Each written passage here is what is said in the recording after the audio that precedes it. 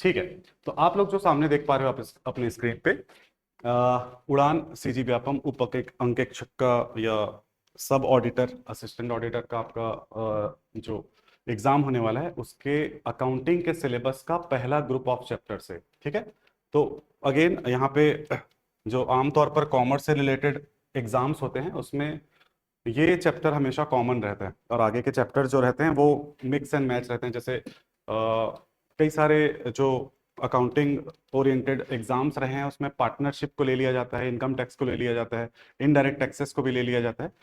Luckily fortunately वो नहीं है हमारे सिलेबस में, जो कि हमारे सिलेबस को थोड़ा और कम कॉम्प्लेक्स बनाता है। हालांकि कॉम्प्लेक्सिटी जोड़ने के लिए बहुत सारे और चैप्टर्स हैं हमारे पास, बट ये जो चैप्टर है वो हमेशा कॉमन रहेगा। ठीक है, और इससे एग्जाम में प्रश्न हमेशा अपेक्षित रहते हैं आप लोगों के सामने, चाहे वो एकदम लो लेवल का एग्जाम हो, किसी प्राइमरी लेवल का, चाहे वो हाई लेवल का एग्जाम हो, चाहे प्रोफेशनल एग्जाम्स ही क्यों ना हो, इस चैप्टर से हमेशा एग्जाम्स में क्वेश्चंस अपेक्षित रहते हैं, एक्सपेक्टेड रहते हैं। ठीक है, तो यहां हम लोग पढ़ेंगे बच्चों introduction, development, definitions, needs, objective, branches of accounting, basic accounting principle concept and conventions। ठीक है, तो ये पहले से सुना हुआ शब्द है, चूंकि हम लोग सारे लोग ग्रेजुएट या पोस्ट ग्रेजुएट बैठे हैं यहाँ पर या सामने मुझे देख पा रहे हो आप लोग, बट कभी ना कभी हम लोग या तो बहुत पहले पढ़े हुए रहते हैं या थोड़ा सा टच में नहीं रहते हैं, या एक हम लोग सिस्टमेटिक तरीके से शुरू से तैयारी करना चाह रहे हैं इसलिए क्लास हमने ज्वाइन किया है। ठीक है, तो मेरा ये अप्रोच रहेगा कि मैं ऐसा पढ़ाऊं कि आप लोगों ने ये बिल्कुल भी नहीं पढ़ा है और शुरू से आप लोग एक क्लीन स्लेट के साथ अपने सिलेबस को चालू करें। ठीक है, ताकि पूरी तैयारी हमारी हो सके उस पर्टिकुलर एग्जाम्स के लिए। और नोट्स के बारे में बता दूं तो ऐसे ही इंग्लिश और हिंदी वाले तरीके से हम नोट्स को ड्राफ्ट करते हैं, या मैं जब भी सहायता लेता हूं उड़ान के टेक्नीशियंस का तो हमेशा ये कोशिश करता हूं कि इंग्लिश और हिंदी दोनों में आप लोगों को ये उपलब्ध करा सकूं। आप लोग जो स्क्रीन पे नोट्स देख रहे हैं वो तो हम लोग क्लास नोट्स के रूप में देखते हैं। इसके अलावा अगर मुझे लगा कि आप लोगों को और एडिशनल मुझे नोट्स प्रदान करने हैं या एडिशनल कुछ जानकारी देनी है तो इसके अलावा कुछ रेफरेंस नोट्स भी मैं आप लोगों को व्हाट्सएप ग्रुप जो भी क्रिएट होगा उसमें भेजते रहूंगा। ठीक है, चलिए चालू करते हैं।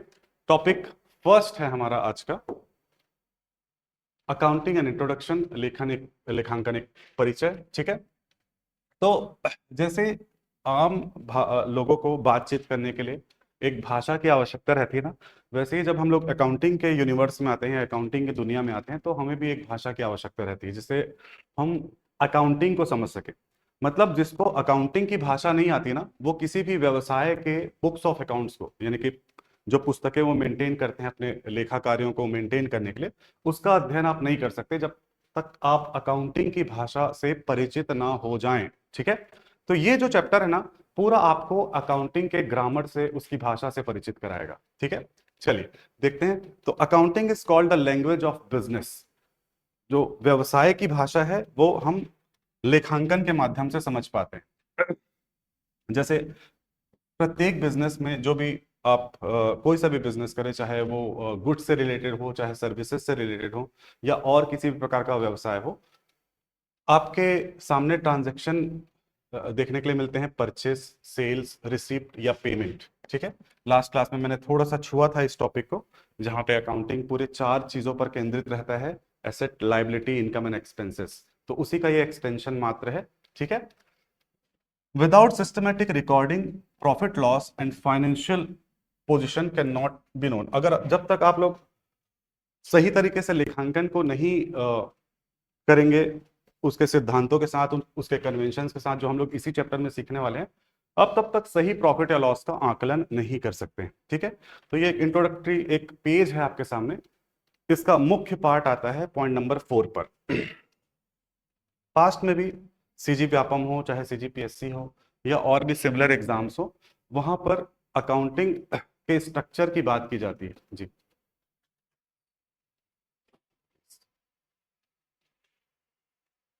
ठीक है, और एकदम क्लीशे क्वेश्चन रहता है, बहुत क्लासिकल क्वेश्चन रहता है कि सही क्रम में जमाइए अकाउंटिंग की प्रक्रिया को। तो अकाउंटिंग की प्रक्रिया जो है वो आपके सामने यहाँ पर इस स्क्रीन पे आपको दिखाई दे रही है, जहां पे हम लोग आइडेंटिफाई करते हैं,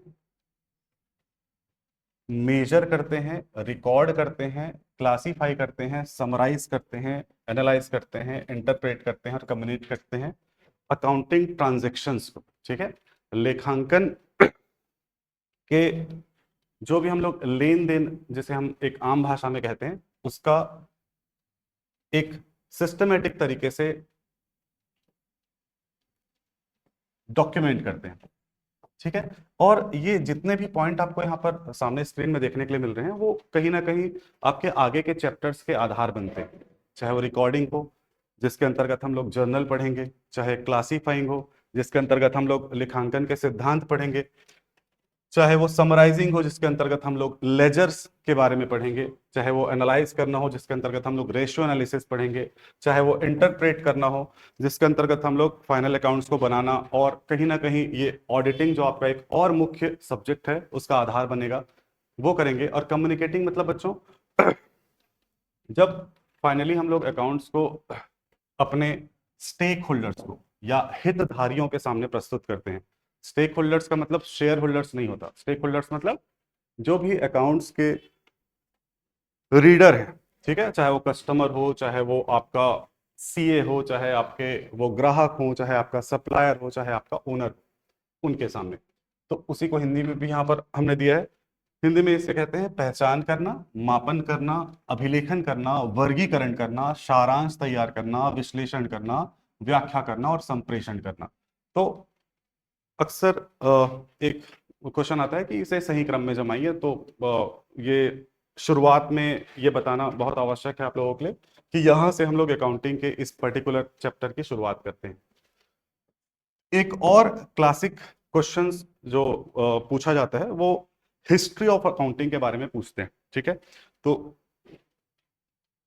ये जो महाशय हैं लुका पैसियोली, ये लेखांकन के जनक माने जाते हैं। ठीक है, तो इनके जन्म और मृत्यु के बारे में जानना, इन्होंने किस माध्यम से अकाउंटिंग को आगे बढ़ाया, उसको जानना बहुत जरूरी है। ठीक है, तो इस बारे में चर्चा करते हैं।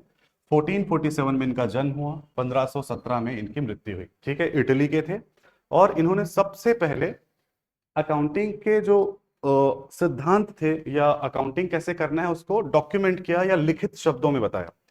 ऐसा नहीं है कि इनके पहले अकाउंटिंग नहीं होती थी, इनके पहले भी अकाउंटिंग किया जाता था। ठीक है, और लगभग इसी तरीके से किया जाता था जैसे इन्होंने बताया था, लेकिन इन्होंने उसे डॉक्यूमेंट किया, और इन्हीं के पद चिन्हों पे चलते हुए अकाउंटिंग का जो पूरा सिलेबस है वो आगे बढ़ा, डेवलप हुआ, और आज के इस स्वरूप में है जहाँ पे हम लोग अकाउंटिंग स्टैंडर्ड की बात करते हैं। एक डेडिकेटेड संस्था है आईसीआई जो अकाउंटिंग के बारे में नए नए पहलू आपके सामने लाते रहती है। ठीक है, बेसिकली एक मैथमेटिशियन थे, ठीक है, एक टीचर थे, और इनको मॉडर्न अकाउंटिंग का फादर कहा जाता है। तो who is considered as accounting father of modern accounting, अगर क्वेश्चन आता है कि किसे अभी आधुनिक लेखांकन का जनक या पिता कहा जाता है, तो उसका उत्तर लुका पेसियोली आपको देना है। ठीक है, उम्मीद कम है कि इतने सरल क्वेश्चन को पूछा जाएगा, बट कोई भरोसा नहीं है व्यापम का कि ये क्वेश्चन भी पूछ दे, या हम लोग जो भी इनके बारे में पढ़ने वाले हैं उससे संबंधित कोई और क्वेश्चन पूछ ले। He did not invent accounting but systematically documented it। ये शब्द यहां पर क्यों दिया हुआ है, जो मैंने आपको बताया, अकाउंटिंग पहले से एग्जिस्ट करता था, बट इन्होंने उसे सिस्टमेटिकली डॉक्यूमेंट किया, यानी कि उसे लेखों में उतारा, उसे कागजों में उतारा और लोगों के सामने प्रस्तुत किया। ठीक है, जिनकी एक डरावनी सी फोटो है जो हमारे पास उपलब्ध है आपके सामने। ऐसा ही ये एक छवि है जो इनका वर्तमान इंटरनेट में या फिर पुस्तकों में हमारे पास उपलब्ध है। ये आपने एक फेमस पेंटर, और बहुत सारे उनको उपाधि दी जाती है,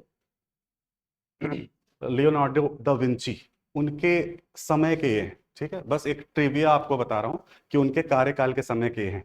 तो जब वो एग्जिस्ट करते थे तब ये एग्जिस्ट करते थे, वो किसी और क्षेत्र में सफलता पाए, और ये इन्होंने अकाउंटिंग की दुनिया में अपना नाम कमाया था। ठीक है, इन्होंने एक महत्वपूर्ण कंट्रीब्यूशन किया था अकाउंटिंग में।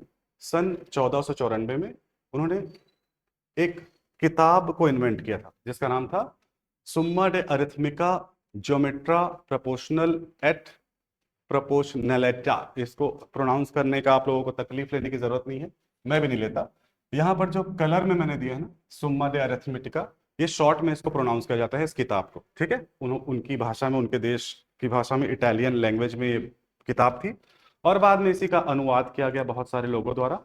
और ये पूछा जाता है कि कौन सी किताब है जिसके माध्यम से उन्होंने अकाउंटिंग को डॉक्यूमेंट किया था। तो ये नाम थोड़ा सा आप लोग याद रखेंगे। जैसे मैंने आपको बताया कि किसे अकाउंटिंग का फादर कहा जाता है, वो शायद ना पूछे, लेकिन उन्होंने कौन सी किताब का इजाद किया था ये जरूर पूछा जा सकता है, ठीक है। तो ये आप लोग ध्यान में रखेंगे। इस किताब में क्या क्या चीज दिया हुआ था? जर्नल एंड लेजर के बारे में इन्होंने बताया था। Yes, come please please. Debit credit rules के बारे में बताया था, और ट्रायल बैलेंस के बारे में बताया था। और ये जो तीन चीजें हैं ना, वही जो भी हम लोग अकाउंटिंग में पढ़ने वाले हैं उनका आधार है। मतलब तब से लेके ये, इसलिए आज के डेट में भी ये प्रासंगिक इसलिए है क्योंकि इन्होंने बहुत बड़ा काम किया था। ये अभी साधारण लगता होगा क्योंकि काफी दशक बीत चुके हैं, लेकिन यही आधार था किस चीज का, जो आज के डेट में हम लोग अकाउंटिंग करते हैं, ठीक है। तो गणितज्ञ थे, शिक्षक थे, भिक्षु के रूप में इन्हें देखा जाता था, क्योंकि ये कभी भी प्रॉफिट मेकिंग के लिए ये चीजें नहीं करे थे। ये सिर्फ अपने ज्ञान को बढ़ाने के लिए और लोगों को ज्ञान देने के लिए ये काम करते थे, ठीक है। इन्हें आधुनिक लेखांकन का जनक कहा जाता है। और व्यवस्थित रूप से प्रस्तुत किया था इन्होंने, इजाद नहीं किया था, आविष्कार नहीं किया था अकाउंटिंग का, केवल व्यवस्थित रूप से प्रस्तुत किया था, ठीक है।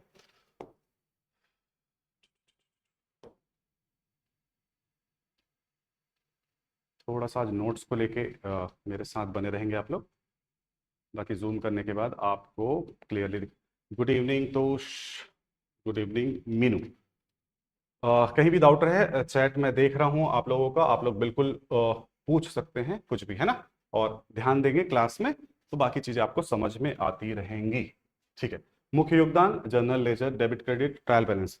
मैं केवल ऐसे डाउट अपेक्षित करूंगा आप लोगों से, अगर हिंदी इंग्लिश में कुछ इशू आए कि सर आपने इंग्लिश में बताया हिंदी में नहीं, तो आप तुरंत बताइएगा कि सर हिंदी में एक्सप्लेन कीजिए, तो मैं बता दूंगा। क्योंकि दोनों भाषाओं में मैंने ये दिया है, तो मैं एक बार इंग्लिश में पढ़ूं और एक बार हिंदी में पढ़ूं तो उससे क्लास बेवजह लॉन्ग जाएगी। हम लोग दोनों, मैं समझाते समय जाहिर सी बात है ज्यादा हिंदी का ही उपयोग करूंगा, जहां जहां जरूरत पड़ेगी इंग्लिश का उपयोग करेंगे हम लोग। और हमारा उद्देश्य रहेगा जब हम लोग क्वेश्चन पेपर बनाने के लिए एग्जाम में बैठे 5 जुलाई को, तो वहां पे हम लोग क्वेश्चन को पढ़ें, कंसेप्चुअल क्लैरिटी रहे हमको, और एकदम सही वाला टिक हम लोग लगा पाए, यही हमारा उद्देश्य है, ठीक है। वो कैसे आएगा? वो आएगा कंसेप्चुअल क्लियरिटी से। कंसेप्चुअली एकदम क्लियर रहेंगे, जो जो मैं समझाऊंगा आप लोगों को उसको भरोसा करके आप लोगों को समझना है, ठीक है। और चूंकि समय सीमित है तो बहुत एकदम लॉन्ग क्लास नहीं लेंगे हम लोग, कि एकदम एक टॉपिक को बहुत लंबा खींच दिए। हालांकि इसमें बहुत स्कोप है कि एक एक टॉपिक काफी लंबा खींचा जा सकता है, बट मैं उसे इस हद तक समझाऊंगा जिससे हमारा काम हो जाए, ठीक है। तो वैसा हम लोग अप्रोच रखेंगे। हर क्लास के बाद हम कुछ एग्जाम जो एमसीक्यूज है उसको सॉल्व करेंगे, और बहुत सारे एमसीक्यूज मैं आपको हर क्लास के बाद सॉल्व करने के लिए दूंगा, ठीक है, ऑब्वियसली विद सॉल्यूशंस। और कोशिश करेंगे एक दो हम लोग टेस्ट आखिरी में उसके रख पाएं, ताकि आप लोग एग्जाम के पहले एग्जाम के हिसाब से प्रिपेयर भी हो पाओ, ठीक है। चलिए अब टेक्निकलिटी पे चलते हैं, इसके तकनीकी चीजों पर चलते हैं। और अगेन रिपीटिंग द क्लास, बाद में जो लोगों ने ज्वाइन किया या अभी जो ऑफलाइन क्लास में आए हैं, कि हमारी जो क्लास है दोनों भाषाओं में रहेगी, और चीज़ों को थोड़ा सा हम ये कोशिश करेंगे कि क्लास बाई क्लास जो चीज़ें पढ़ा दी जाएं उसको आप लोग कंप्लीट करते चलें, उसको बाद के लिए प्लीज पेंडिंग मत रखिएगा। ये जो नोट्स हैं ये आपको मिलेंगे ही, जो आपको क्लास नोट्स के रूप में कहे जाते हैं। इसके अलावा मैं जो आपको एडिशनल नोट्स दूंगा वो बहुत आवश्यक है आप लोगों को गो थ्रू करना, क्योंकि अल्टीमेटली आप लोगों को ही एग्जाम क्लियर करना है, तो उसको एक्स्ट्रा एफर्ट देके आपको पढ़ना पड़ेगा, ताकि हम लोग थोड़ा बाकी लोगों की तुलना में ज़्यादा प्रिपेयर कर पाए, क्योंकि कंपटीशन काफ़ी है, ठीक है। तो मैं तो मेहनत करूंगा, आप लोग क्लास में मेहनत करें while watching the class in your systems और सामने बैठ के, बट उसके अलावा घर में आपको मेहनत भी करना पड़ेगा, ठीक है। चलो चालू करते हैं। तो first definition American institute of certified public accountants ने दिया है। हालांकि मैं एक कॉमन यहां पर डेफिनेशन भी इसका रख सकता था, बट मैं चाह रहा हूं कि अगर ऐसे कुछ टेक्निकल क्वेश्चन भी आए तो उसको हम लोग देख सके।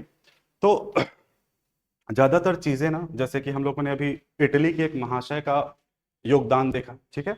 ऐसे ही जब हम लोग कॉलोनियल एज में थे, यानी कि अंग्रेजों के कार्यकाल में थे, तो उस दौरान बहुत सारी चीज़ों को उन्होंने दिया इंडिया को, चाहे वो इकोनॉमिक्स हो, चाहे वो इनकम टैक्स हो। वैसे ही अकाउंटिंग में भी बहुत ज़्यादा प्रभाव उनका रहा है, ठीक है। वैसे ही बाहर के देशों का भी हम अडॉप्ट करते चलते हैं, ठीक है। ओरिजिनलिटी आपको शायद कई जगह नहीं मिले, बट जहां से चीजें ओरिजिनेट हुई हैं उसको हम लोगों को पढ़ना आवश्यक है और उनके बारे में एटलीस्ट जानना आवश्यक, ठीक है। तो ये जो आपके सामने डेफिनेशन है अकाउंटिंग की, ये वर्ल्ड वाइड मानी जाती है, इसलिए हम लोग यहाँ पे पढ़ रहे हैं, ठीक है। Accounting is the art of recording, classifying and summarising in significant manner and in terms of money transaction and event which are in part at least of a financial character and interpreting the result thereof. ठीक है, एक बार हिंदी में इसका आपके सामने पढ़ के सुनाता हूं, फिर इसको हम लोग थोड़ा सा डिस्कस करते हैं। लेखांकन वह कला है जिसके द्वारा वित्तीय प्रकृति के लेन देनों एवं घटनाओं को मुद्रा में सार्थक रूप में अभिलेखित, वर्गीकृत एवं सारांशित किया जाता है तथा उनके परिणामों की व्याख्या की जाती है। ठीक है बच्चों, इस परिभाषा के बाद ना एक चीज समझो कि जब यहां पर कह दिया गया है कि एक लेखांकन एक कला है, तो जब इसकी प्रकृति के बारे में पढ़ेंगे तो वहां पे भी आएगा कि एक कला है और एक साइंस है करके आ जाएगा। ठीक, इस परिभाषा में आपको दिख रहा है। ठीक है, वित्तीय प्रकृति के लेन देनों एवं घटनाओं को मुद्रा में सार्थक रूप से अभिलेखित किया जाता है। तो यहाँ पे कोई भी हम लोग लेखांकन करेंगे वो वित्तीय प्रकृति की रहेगी। अगर वहां पर कोई चैरिटी या नॉन मॉनेटरी चीजें हैं तो वो उनका लेखांकन में कोई स्थान नहीं है। ठीक है, तो अभी इसी चैप्टर में इस चीज को हम लोग देखेंगे कि जो आप कन्वेंशंस पढ़ोगे, सिद्धांत पढ़ोगे, उसकी पुष्टि, इस चीज की पुष्टि वहां से आपकी हो जाएगी कि ये जो आपके सामने परिभाषा आ रही है ना, उसकी पुष्टि सिद्धांत, मान्यताएं, कन्वेंशन जो हम लोग पढ़ेंगे वो इसकी पुष्टि करेगा। ठीक है, और जाहिर सी बात है यहाँ पर जो अभिलेखित जर्नल एंट्रीज, वर्गीकृत, लेजर, सारांशित, बैलेंस शीट इत्यादि, ये कहीं ना कहीं एक इशारा देते हैं जो हम लोग अकाउंटिंग में आगे चल के सीखते हैं। ठीक है, इसी के साथ साथ जो हम लोगों ने अभी American institute of certified public accountants, ये एक प्रकार की संस्था है। जैसे यहाँ पर हम लोग चार्टर्ड अकाउंटेंट्स बोलते हैं ना, वैसे अमेरिका में सर्टिफाइड पब्लिक अकाउंटेंट्स कहा जाता है। उनकी एक संस्था है, उसका नाम है अमेरिकन इंस्टीट्यूट ऑफ, सीपीए कहा जाता है उसको, उनकी परिभाषा है। हमारे यहाँ जो संस्था है उसको बोलते हैं हम लोग आईसीएआई।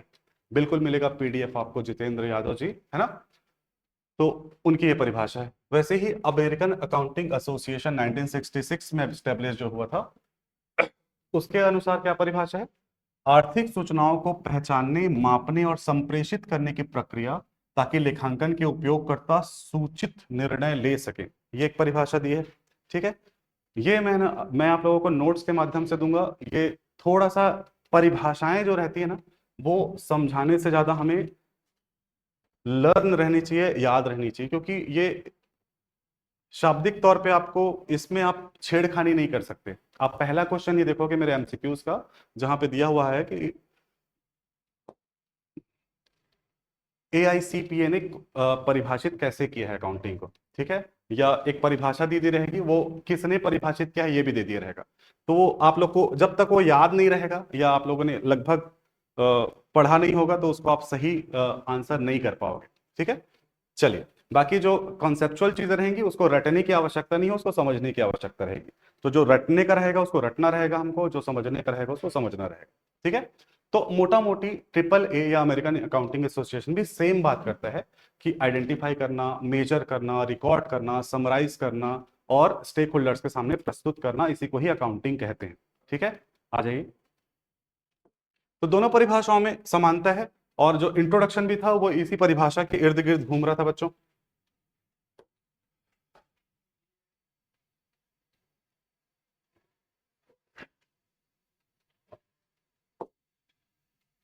बैठ जाइए, तब तक मैं दो तीन स्लाइड को उसके सही जगह पे लगा देता हूँ। ये बोर्ड,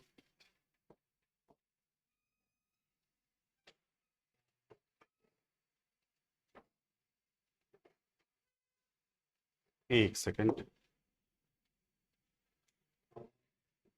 आगे की क्लासेस में हमको जूम करने वाला समय वेस्ट नहीं करना पड़ेगा, उसको हम पहले से ही सेट करके लाएंगे। आज थोड़ा पहला दिन है तो आप लोगों को मेरे साथ ही चलाना पड़ेगा।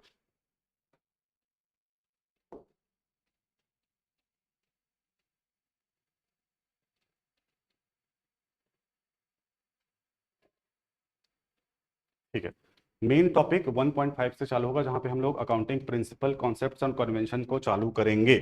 उसके पहले बने रहिए ताकि थोड़ा सा आप लोग रिकैप करिए जो आपने पास्ट में पढ़ा हुआ है। चूंकि देखो, मेरा जो नोट्स है बच्चों, या मेरा जो आपके सामने क्लास नोट्स दिखेगा, वो 100% एग्जैक्टली जो सिलेबस में है उसी के क्रम में है। जो आप लोग अगर सिलेबस का प्रिंट लाए होगे तो उसमें आप लोग चेक कर सकते हैं, उसी क्रम में मैंने दिया है, ताकि एटलीस्ट सिलेबस में दी हुई कोई भी चीज हमसे ना छूटे। ठीक है। उसके अलावा जो एडिशनल चीजें रहेंगी, मैं तीसरी बार बता रहा हूं कि मैं अलग से आपको दे दूंगा, बट क्लास नोट जो रहेगा वो एग्जैक्टली और स्ट्रिक्टली आपके सिलेबस के क्रम में रहेगा। ठीक है। तो आप लोग देखोगे कि मतलब दूसरा जो टॉपिक है वो आप लोग पाओगे अपने सिलेबस में, जहां पे अकाउंटिंग की आवश्यकता या लेखांकन की आवश्यकता के बारे में बताया गया है। अब ऐसे जो टॉपिक है ना, वो आप लोग पाओगे बहुत ही थ्योरेटिकल नेचर के और कॉमन नेचर के हैं और आसानी से समझने योग्य हैं। तो इसमें हम लोग ज्यादा समय व्यतीत नहीं करेंगे। ठीक है। चलिए देखते हैं। आवश्यकता क्या है? Record keeping. ठीक है। रिकॉर्ड कीपिंग किसकी? ट्रांजेक्शन की। कौन से ट्रांजेक्शन की? अकाउंटिंग ट्रांजेक्शन की। और अकाउंटिंग ट्रांजेक्शन में कौन से प्रकार के ट्रांजेक्शन आएंगे? जो मॉनेटरी वैल्यू के रहेंगे या वित्तीय मानक में जिनको हम लोग ले सकते हैं। ठीक है। Every business needs to keep a systematic record of financial transaction. तो ये वाला जो पर्टिकुलर टॉपिक है, चूंकि सिलेबस में है इसलिए आपको स्क्रीन पे है और इसको हम लोग तुरंत तुरंत कर लेंगे क्योंकि ये आसान भी है। लीगल रिक्वायरमेंट एक आवश्यकता है अकाउंटिंग करने की। ठीक है। आपको, अगर आप भारत में रहते हैं तो आपके ऊपर बहुत सारे एक्ट्स लागू होते हैं, जैसे income tax act, companies act, partnership act. तो इन एक्ट के अंतर्गत आप लोग के सामने एक लीगल रिक्वायरमेंट रहती है कि आपको लेखांकन एक स्पेसिफिक तरीके से करना है। ठीक है। एक कंपनी है, उसको अपनी अकाउंटिंग कंपनीज एक्ट के अनुसार करना है। ठीक है। एक इलेक्ट्रिसिटी कंपनी है, उसको इलेक्ट्रिसिटी एक्ट के अनुसार करना है। एक बैंकिंग कंपनी है, उसको बैंकिंग रेगुलेशन एक्ट के हिसाब से करना है। तो लीगल रिक्वायरमेंट है कि आपको अकाउंटिंग करना आवश्यक है, लेखांकन की आवश्यकता आपको है। तो पहला है रिकॉर्ड कीपिंग। एक जनरल, जो कोई भी व्यापारी चाहे पान ठेला वाला क्यों ना हो, उसको लेखांकन करना आवश्यक है क्योंकि उसको रिकॉर्ड कीप करना है। लीगल रिक्वायरमेंट का मैंने आपको एग्जांपल दिया। परफॉर्मेंस इवैल्यूएशन, इसको समझाने की आवश्यकता नहीं है। परफॉर्मेंस इवैल्यूएशन का मतलब क्या होगा? लाभ हानि को ज्ञात करना। तो उसको जानने के लिए आपको क्या करना पड़ेगा? लेखांकन करना पड़ेगा। डिसीजन मेकिंग के लिए आपको लेखांकन करना पड़ेगा कि आप अपने व्यवसाय के संबंध में क्या क्या प्रकार के डिसीजन लेंगे, कैसे लेंगे। लेखांकन करेंगे तो आप एनालिसिस वाला जो हम लोगों ने पार्ट पढ़ा था उसके उस तक पहुंचेंगे, वहां रेशियो एनालिसिस करोगे या फिर कैश फ्लो स्टेटमेंट बनाओगे, फंड फ्लो स्टेटमेंट बनाओगे। उसके अंतर्गत आप निर्णय ले पाओगे तो कि किस क्षेत्र में आपको अपने व्यवसाय के बेहतरी लानी है या अच्छा करना है। ठीक है। तो डिसीजन मेकिंग में वो हेल्प करता है। और कम्युनिकेशन भी एक प्रकार से आपका लीगल रिक्वायरमेंट का ही पार्ट है। ठीक है। Act as an language of business to communicate financial information to stakeholders. ठीक है। यहां पर हितधारी लिखा है कि नहीं लिखा है? हितधारी, बिल्कुल। हितधारकों तक वित्तीय सूचना पहुंचाने के लिए व्यवसाय की भाषा के रूप में उपयोग किया जाता है। हितधारी में गवर्नमेंट भी आता है। ठीक है। तो गवर्नमेंट भी आपके स्टेक होल्डर्स हैं, तो उनको कम्युनिकेट करना आपको आवश्यक है। चाहे आप अपने ऑडिटेड वित्तीय विवरण जो है, जो अंकेक्षित वित्तीय विवरण है, आपको देना पड़ता है क्योंकि वो लीगल रिक्वायरमेंट है आपके कंपनीज एक्ट की या पार्टनरशिप एक्ट की, या इन जनरल आपको पहुंचाना रहता है अपना कम्युनिकेशन। ठीक है। Objectives of accounting, again easy topic या फिर साधारण टॉपिक। उद्देश्य क्या है? तो आवश्यकता और उद्देश्य कहीं ना कहीं एक दूसरे से मैच करते हुए आपको दिखाई देंगे। उपयोगकर्ताओं को तर्कसंगत निर्णय हो तो सूचना प्रदान करना, यही सेम पॉइंट। सिस्टमेटिक रिकॉर्ड करना, पहला वाला point. Ascertainment of result, same point repeat हो रहा है, प्रॉफिट या लॉस को निर्णय करना। Ascertain of financial position, balance sheet आपके एसेट और लाइबिलिटी का आपको सूचना देता है। ठीक है। आप लोग को पता है टी शेप में, राइट हैंड साइड में आपका एसेट, लेफ्ट हैंड साइड में आपका लाइबिलिटी, वर्टिकल वाला बनाते हैं कंपनीज अकाउंट्स के लिए, तो आप समझ पाते हो। शेड्यूल नंबर 3 में उसका फॉर्मेट दिया हुआ है कि कैसे वो बैलेंस शीट बनाया जाता है। सर ये नोट्स मिलेगा ना हमें? अरे बिल्कुल मिलेगा भैया, धनेश्वरी, बिल्कुल मिलेगा आपको ये नोट्स। ये नोट्स भी मिलेगा और इसके अलावा और भी नोट्स मिलेगा। ठीक है। आप लोग नोट्स की चिंता मत कीजिए, मैं जो बोल रहा हूं उस पर फोकस कीजिए, बैठे। और साथ में हमेशा एक रफ कॉपी या कॉपी अपने साथ रखिए, ताकि कुछ भी इंपॉर्टेंट लगे, कुछ यूजफुल लगे आपको, तो उसको नोट करते चलेंगे। मैं कोशिश करूंगा कि आपको मेरे क्लास लेने से पहले नोट्स पहुंचा दूं ताकि आप लोग प्रिंट आउट उसका ले सकें और पहले से रख सकें। जैसे कि मैंने आपको बता दूं, मैं ऑडिट के लगभग सभी लेक्चर्स का मैंने नोट्स प्रिपेयर कर लिया है, ठीक है। क्योंकि अकाउंटिंग कहीं ना कहीं आप लोग थोड़े ज़्यादा टच में रहते हैं बनिस्बत ऑडिटिंग के, क्योंकि बीकॉम फाइनल ईयर बस में उसके दर्शन होते हैं, और एम कॉम में भी डेडिकेटेड पंडित रविशंकर शुक्ल यूनिवर्सिटी से पढ़े हुए होंगे, तो उसका ज़्यादा स्कोप नहीं है। तो ऑडिट से जो वास्ता पड़ा था वो बहुत सीमित समय के आप लोग के लिए था, तो उसका मैंने अलग ही थोड़ा प्रबंध किया हुआ है, क्योंकि उसके जो नंबर हैं वो बराबर हैं, 35 नंबर, ठीक है। लेकिन अकाउंटिंग से थोड़ा हम लोग परिचित रहते हैं, बीकॉम फर्स्ट ईयर में भी पढ़ते हैं, बीकॉम सेकेंड ईयर में भी, फाइनल ईयर में भी, एम कॉम में भी, सब समय हम लोग पढ़ते हैं। या अगर आप लोग काम कर रहे होंगे, किसी भी क्षेत्र में जॉब कर रहे होंगे, अगर आपकी डिग्री के आधार पे, बीकॉम के आधार पे या एम कॉम के आधार पे, तो अकाउंटिंग से थोड़ा पाला पड़ता है, ऑडिटिंग से नहीं। तो मैं जो नोट्स की बात मैंने कमेंट में भी पढ़ी है, तो आप लोगों को पहले से ही मैं प्रेषित कर दूंगा वो नोट्स, ताकि आप लोग प्रिंट आउट करके रखें। अगर पढ़ के आए तो और बेहतर, आवश्यक नहीं है पढ़ना, आपको ऑप्शनल है वो। जाहिर सी बात है, मेरी क्लास के बाद आप लोग एक बार उसका रीडिंग जरूर लेंगे, साथ साथ तो हम लोग करेंगे ही करेंगे, ठीक है। चलिए, ब्रांचेस ऑफ अकाउंटिंग आपको उप अंकेक्षक के सिलेबस की तरफ लेके जाता है। आप लोग को पढ़ना है फाइनेंशियल अकाउंटिंग, जिसे कहते हैं वित्तीय लेख। इसका स्याही खत्म हो गया है।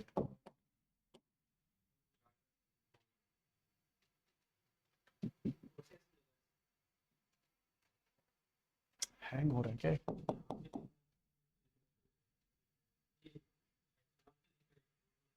अच्छा, प्रिपेयर टू एक्सपोर्ट, इसको कैंसिल करने का कुछ तरीका?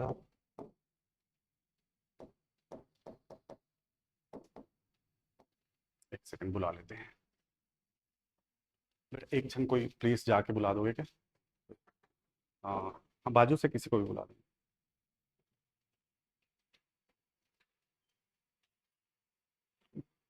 ठीक है, ऐसे टेक्निकल ग्लिचेस आते रहेंगे क्लास में, बट हम लोग यूज टू हो जाएंगे उसके, और उससे ओवरकम कर लेंगे।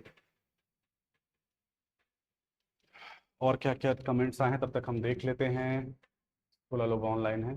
उद्देश्य को पहचानने के लिए इस टाइप प्रश्न पूछ सकता है सर जी? बिल्कुल बिल्कुल बेटा जी, उद्देश्य को पहचानिए, ऐसा प्रश्न पूछ सकते हैं जी। तो हम लोग उसको गंभीरता से ही लेंगे, उद्देश्य पढ़ेंगे बिल्कुल। और ये थोड़ा हैंग हो गया, एक्सपोर्ट करके आ रहा है। वापस से लगा दो, कोई दिक्कत नहीं, बहुत ज़्यादा नोट नहीं किया हूँ मैं, अगर वापस से लगेगा तो। बट जूम किया था यार बहुत सारा, पता नहीं शायद लेक्चर के दौरान लग तब क्या हो। ठीक है, तो हम थे ब्रांचेस ऑफ अकाउंटिंग में, और branches of accounting he chats गायब कर रही है। ब्रांचेस ऑफ अकाउंटिंग ही हमारा सिलेबस का एक आधार बनेगा बच्चों। जैसे आप देख पा रहे हो, फाइनेंशियल अकाउंटिंग, तो वापस से मैं सिलेबस वाला पेज तो नहीं लाऊंगा, बट आप लोग को पता है कि जनरल लेजर, फाइनल अकाउंट्स, जो भी सिलेबस में है आप लोगों के, डेप्रिसिएशन, वो सब आपके फाइनेंशियल अकाउंट के अंतर्गत आएगा। जो रिकॉर्ड करना, क्लासीफाई करना, समराइज करना, फाइनेंशियल ट्रांजैक्शन को प्रिपेयर करना, ये हमको सिखाएगा, ठीक है। वहीं इसके अलावा कॉस्ट अकाउंटिंग हमारे सिलेबस में है, ठीक है। लास्ट लेक्चर आपने अगर मेरा लिया होगा तो मैंने आपको समझाया था कि जो कॉस्ट अकाउंटिंग है वो 3 चीजों पर आधारित है, जो आप लोग को इस सिलेबस में देखने के लिए मिलता है। एक है मटेरियल, लेबर और ओवरहेड। ये तीन ही क्यों? क्योंकि ये तीन ही मिलके किसी प्रोडक्ट के टोटल कॉस्ट का निर्माण करते हैं, ठीक है। इसके अंतर्गत मटेरियल जब पढ़ेंगे तो हम लोग direct material, indirect material, labour में डायरेक्ट, इनडायरेक्ट, ओवरहेड अपने आप में इनडायरेक्ट है, उसका कैसे एब्जॉर्प्शन या उसको कैसे सोखा जाता है किसी प्रोडक्ट के कॉस्ट में, वो हम लोग समझेंगे, ठीक है। कॉस्ट अकाउंटिंग एक डेडिकेटेड टॉपिक है, एक सब्जेक्ट है आप लोगों के लिए, तो बहुत अच्छे से हम लोग करेंगे, और इससे काफी क्वेश्चन अपेक्षित रहेंगे आप लोगों के लिए। ज्यादातर कॉमर्स रिलेटेड एग्जाम्स में कॉस्ट अकाउंटिंग को थोड़ा अनदेखा किया जाता है, इस बार आप लोगों के सिलेबस में ये है, तो इसको हम लोग ध्यान से समझेंगे। मैनेजमेंट अकाउंटिंग जो है वो आपके सिलेबस में न्यूमेरिकल टर्म्स में नहीं है, बट इसका थ्योरेटिकल पोर्शन आपके सामने आपको देखने के लिए मिलेगा, जहाँ पे प्लानिंग, ऑर्गेनाइजिंग, ठीक है, और आपका कंट्रोलिंग एटसेट्रा, जो हम लोगों ने बी कॉम सेकेंड ईयर के सब्जेक्ट प्रिंसिपल्स ऑफ मैनेजमेंट में पढ़ा था, वो सिलेबस आपको यहाँ पे देखने के लिए मिलेगा, उसको अच्छे से करेंगे। थ्योरेटिकल टॉपिक है वो। आंतरिक प्रबंधन, निर्णय हेतु लेखांकन सूचना प्रदान करना मैनेजमेंट अकाउंटिंग का काम होता है। आंतरिक प्रबंधन जो लिया जाता है वो 3 कैटेगरी ऑफ मैनेजमेंट के द्वारा लिया जाता है, जिसको हम लोग टॉप, मिडिल और लोअर लेवल मैनेजमेंट के नाम से जानते हैं। ठीक है, तो मैनेजमेंट अकाउंटिंग किनको निर्णय लेने में सहायता करता है, ऐसा अगर पूछेगा तो टॉप लेवल मैनेजमेंट को, मिडिल लेवल को, लोअर लेवल को। टॉप लेवल मैनेजमेंट को स्ट्रेटेजिक डिसीजन लेने में सहायता करता है, यानी कि आप जो रणनीति बनाते हैं उसके संबंध में लॉन्ग टर्म डिसीजन, दीर्घकालीन जो फैसले लेने होते हैं उसके संबंध में आपको सूचना प्रदान करता है मैनेजमेंट अकाउंटिंग। मिडिल लेवल जो है वो ऑपरेशनल लेवल के, यानी कि आप जो भी कार्य कर रहे हैं डे टू डे के, उसके रिलेटेड आपको मध्यम कालीन या फिर शॉर्ट टर्म डिसीजन लेने में हेल्प करता है। और लोअर लेवल मैनेजमेंट को डे टू डे एक्टिविटी जैसे सेल्स, परचेस, स्टॉक इत्यादि के संबंध में डिसीजन लेने में मदद करता है क्या, मैनेजमेंट अकाउंटिंग। चूंकि न्यूमेरिकल सब्जेक्ट के रूप में नहीं है तो इसको आपको सिर्फ एक लेखांकन की शाखा के रूप में ध्यान रखना है। ठीक है, टैक्स अकाउंटिंग क्या करता है? टैक्स दो तरह के होते हैं, आप लोगों को पता है, डायरेक्ट टैक्स और इनडायरेक्ट टैक्स। तो टैक्स अकाउंटिंग किसी व्यवसाय को, उस व्यवसाय के संबंध में जो भी लागू है उनको, चाहे वो प्रत्यक्ष कर है चाहे वो अप्रत्यक्ष कर है, आवश्यक नहीं है हर व्यवसाय में दोनों ही प्रकार के आपको कर का लेखांकन करना पड़े। ठीक है, जिनके ऊपर अप्रत्यक्ष कर लागू है उनको ही टैक्स अकाउंटिंग में अप्रत्यक्ष कर के संबंध में अकाउंटिंग करने की आवश्यकता है। मैंने अप्रत्यक्ष कर ही क्यों बोला? क्योंकि डायरेक्ट टैक्स तो सभी व्यवसायों में लागू रहेगा। ठीक है, चाहे वो छोटे स्तर के ही क्यों ना हो, हालांकि एक एग्जम्पशन लिमिट जरूर होती है आपके इनकम टैक्स के अंतर्गत। और चूंकि टैक्सेशन हमारे सिलेबस में बहुत विस्तृत तौर पे क्या है ही नहीं, तो इसकी गहराइयों में भी हम नहीं जाएंगे।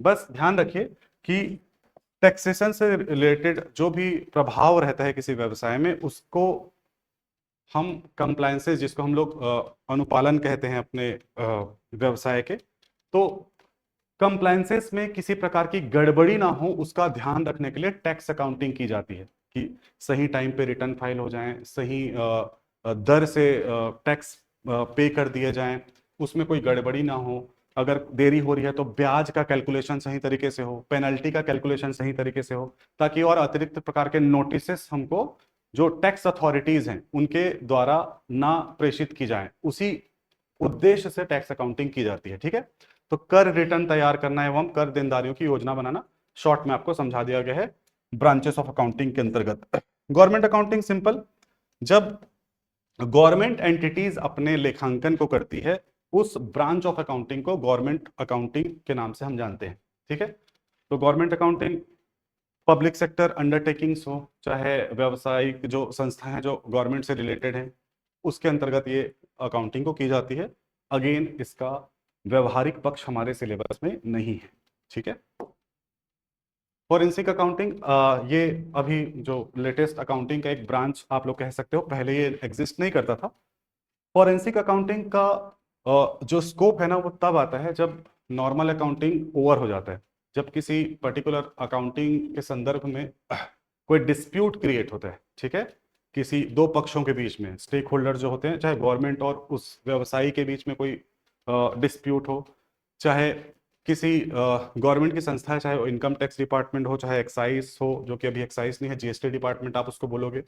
तो ऐसे मतभेद के केस में फोरेंसिक अकाउंटिंग प्ले में आता है, जहां पे बहुत अहम भूमिका निभाता है ऑडिट वाला जो आपका पोर्शन है। ठीक है, जहां पे हम लोग ऑडिट ट्रेल के बारे में डिस्कस करते हैं और किसी पर्टिकुलर डिस्प्यूट को उसके जड़ तक खोजने का प्रयास करते हैं, उसको हम लोग बोलते हैं फॉरेंसिक अकाउंटिंग। तो इसका जो पहला वर्ड है वो इसको बहुत अच्छे से परिभाषित करता है, लिखा हुआ है इन्वेस्टिगेटिंग। ठीक है, तो ये भी हमारे सिलेबस में नहीं है, बस एक ब्रांच ऑफ अकाउंटिंग के रूप में इसको ध्यान में रखना है। कौन सा ब्रांच ऑफ अकाउंटिंग नहीं है करके प्रश्न आ सकता है, उनमें से आपको पहचान में रखना है कि क्या क्या हो सकते हैं। अच्छा, यहाँ पे मैंने जो दिए हैं वो एक्सक्लूसिव लिस्ट नहीं है, मतलब आवश्यक नहीं है कि जो मैंने यहाँ पर दिया है वहीं तक सीमित है अकाउंटिंग। कई सारे ऑथर्स ने इससे अधिक भी अकाउंटिंग के ब्रांचेस को बताया है। ठीक है, तो एकदम से ऑड टाइप का कुछ आपको दिखेगा तभी वो प्रश्न सार्थक रहेगा। सोशल अकाउंटिंग आपका बताता है व्यवसाय के सामाजिक एवं पर्यावरणीय प्रभाव का मापन एवं प्रतिवेदन करने के लिए जो लेखांकन किया जाता है उसको कहते हैं। यह भी अभी आधुनिक लेखांकन के ही एक ब्रांचेस में आता है। ठीक है, तो ये एक पार्ट है बच्चों जो हमको ब्रांच ऑफ अकाउंटिंग के बारे में समझाता है। तो चूंकि हम इसके ब्रांच ऑफ अकाउंटिंग को बहुत विस्तार से पढ़ने वाले हैं जो हमारे सिलेबस में है, तो इसको अलग से आपको हर ब्रांच को पढ़ने की आवश्यकता नहीं, बस जानना है। फाइनेंशियल अकाउंटिंग हम लोग पूरा टॉप टू बॉटम पढ़ने वाले हैं, कॉस्ट अकाउंटिंग पूरा पढ़ने वाले हैं, मैनेजमेंट अकाउंटिंग का पूरा थ्योरेटिकल पोर्शन देखने वाले हैं। बाकी आपको सिर्फ ब्रांच ऑफ अकाउंटिंग के रूप में ध्यान रखने की आवश्यकता है। 1.5 से जैसे मैंने आपको बताया इस पर्टिकुलर चैप्टर का जो आज हम लोग शामिल हुए हैं यहाँ पर, तो थोड़ा सा यहाँ से ध्यान देने की आवश्यकता है। जो मेरे ऑनलाइन बच्चे हैं जिनको मैं देख नहीं पा रहा हूँ अभी, तो एक बार बस कोई और उठ के जा पाएंगे क्या? यहाँ पे चैट नहीं आ पा रहा है मेरे पास, मैं आपके लिए प्लीज वेट करता हूँ। वो चले गए।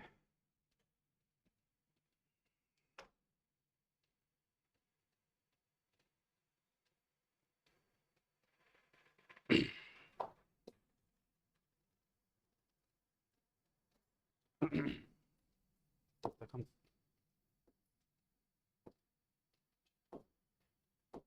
बुलाना ही पड़ता है। इसके आगे का पेज, इसके आगे का पेज नहीं आ रहा है पहली बात, और आप चैट सामने थोड़ा रख देते, जहाँ पे वो क्लोज हुआ था ना वहीं तक के पेज आ रहे हैं, उसके बाद के पेज इसमें नहीं दिख रहे हैं। नेक्स्ट का नहीं आ रहा है। अरे नहीं, 80 पेज है इसमें।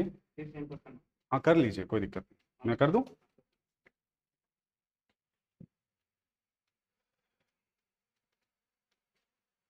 स्क्रीनशॉट लेते समय फिर आप थोड़ा देख लेंगे ना।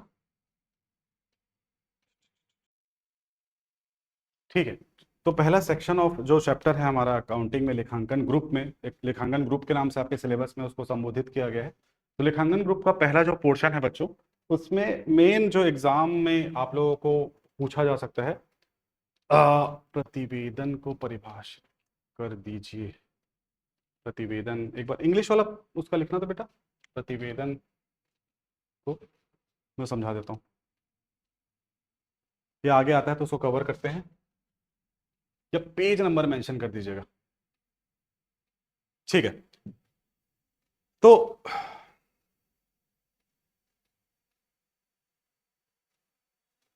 बेसिक अकाउंटिंग प्रिंसिपल्स,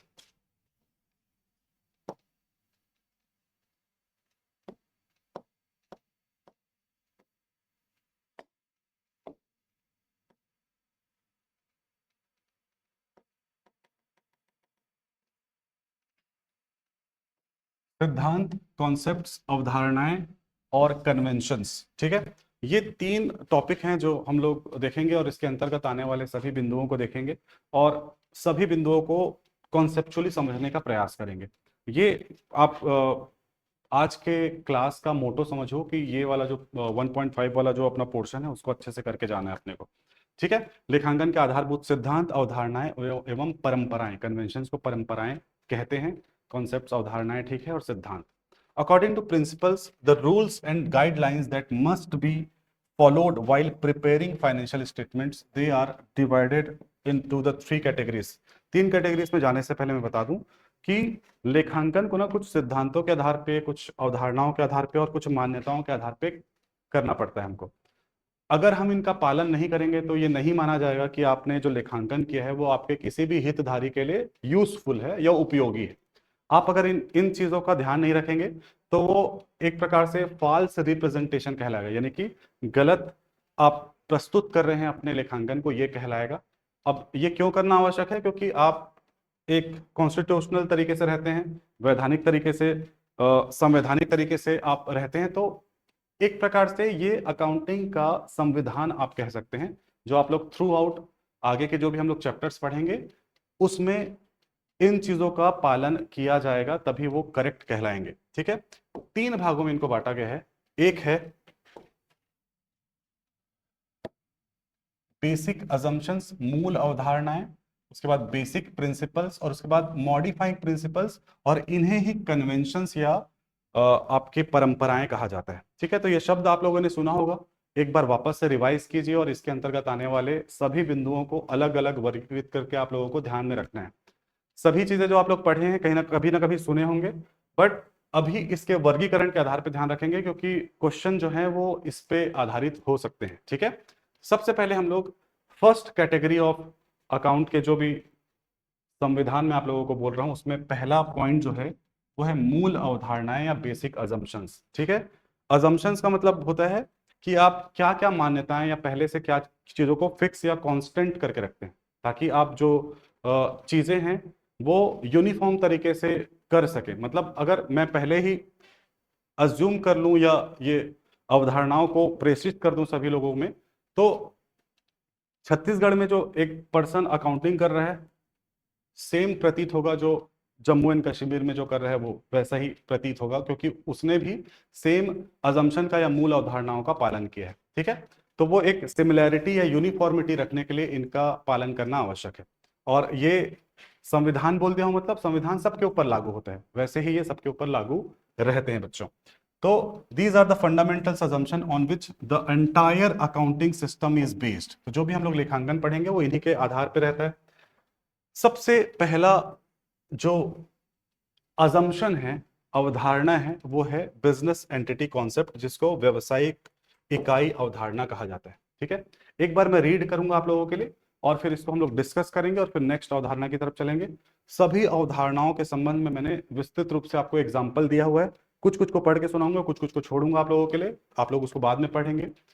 और ये आप लोग अगर पूर्णतः इसको अच्छे से कर लेंगे तो ये वाला जो पोर्शन है ना हमारा, जिससे संबंध में अगर कोई भी प्रश्न आएगा तो उसको आप लोग आराम से डील कर पाएंगे। ठीक है, तो पूरे ध्यान पूर्वक इसको पढ़ेंगे अपन लोग।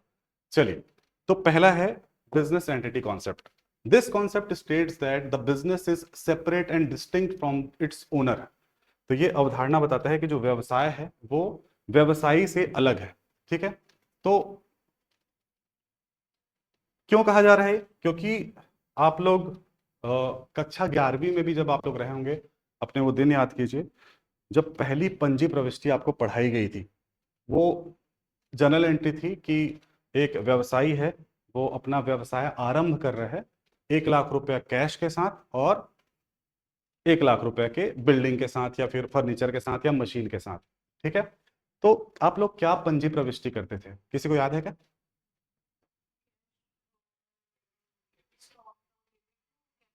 करेक्ट, एकदम आप दोनों ने सही जवाब दिया। कैश अकाउंट को डेबिट करते थे हम लोग, एसेट अकाउंट को डेबिट करते थे, या स्टॉक अगर इंट्रोड्यूस कर रहे हैं तो स्टॉक अकाउंट या इन्वेंट्री अकाउंट को डेबिट करते थे, और कैपिटल अकाउंट को क्रेडिट करते थे। ठीक है, तो वो एंट्री तो हम लोग कर दिए थे, लेकिन उसका संबंध डायरेक्टली इस पर्टिकुलर कॉन्सेप्ट्स के साथ है, इस अवधारणा के साथ है, इस अजम्पशन के साथ है, जो बोलता है कि व्यवसाय और व्यवसायी अलग अलग होते हैं। ठीक है, जैसे ही मैं आपने जो अभी उदाहरण दिया कि मैंने व्यवसाय में कैश लगाया, कैश अकाउंट डेबिट, मशीन जिससे मैं व्यवसाय करने वाला हूं डेबिट, एक बिल्डिंग यूज करने वाला हूं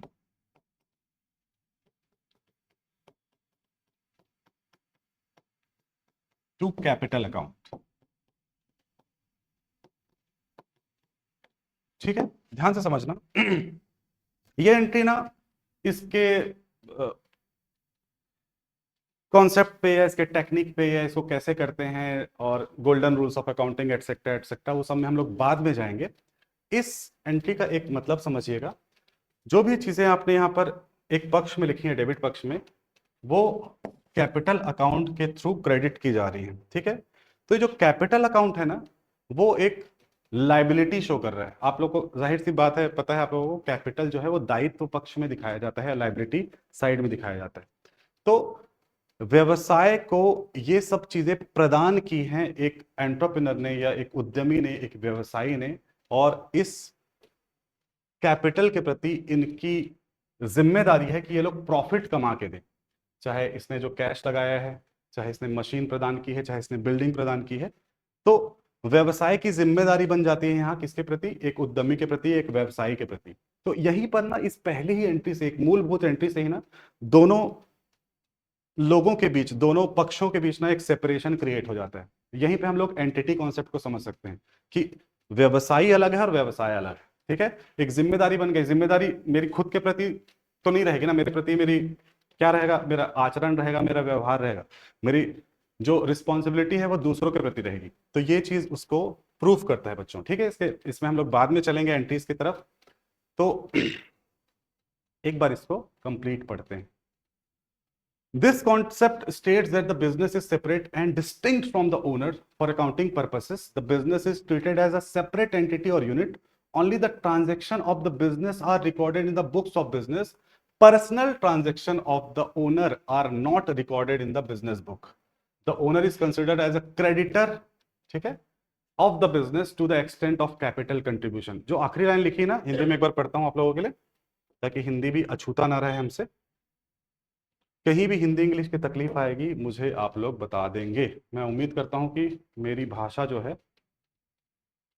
वो आम बोलचाल की भाषा के रूप में रहे, जिससे आप लोगों को समझ में आए। स्वामी को निवेशित पूंजी की सीमा तक व्यवसाय का लेनदार माना जाता है। जो ये लेनदार वाला शब्द आया ना, वो इसी जनरल एंट्री के थ्रू आ रहा है। क्रेडिट करते हैं ना हम लोग लेनदार को।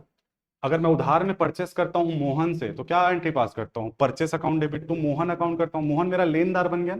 ठीक वैसे ही ये एंट्री, यहाँ पे ना कोई परचेस हो रहा है ना कोई मोहन नाम का आदमी आ रहा है, लेकिन व्यवसाय के लिए ये जो व्यवसायी है वो लेनदार बन चुका है। ठीक है, तो ये परिभाषा हम लोग जब भी शाब्दिक रूप में पढ़ते हैं ना, तो इसको इस तरीके से सोचना आवश्यक है कि कैसे रिलेटेड है। ठीक है, एग्जाम्पल बहुत ही सरल है, वही एंट्री आप लोगों को देखने के लिए मिलेगी।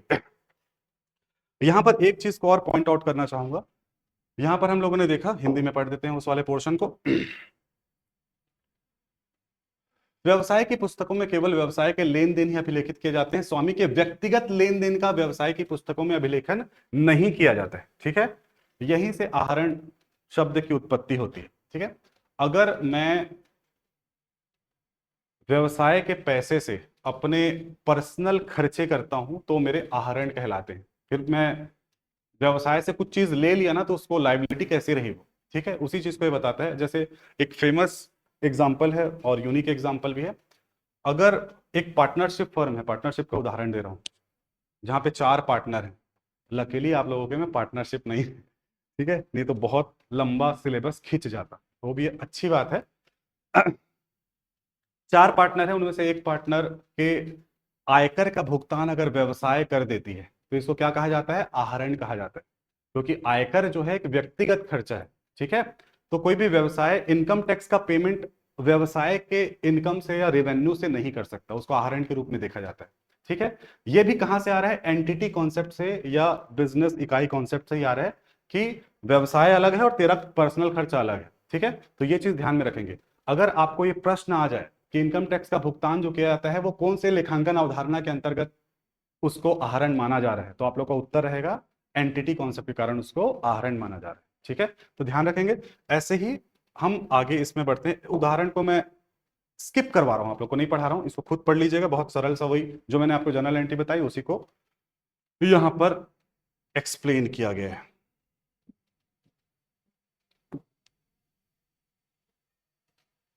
ठीक है, गोइंग कंसर्न कॉन्सेप्ट बोल रहा हूं मैं, कॉन्सेप्ट या सतत चालू अवधारणा या सतत व्यवसाय की अवधारणा भी से कहते हैं।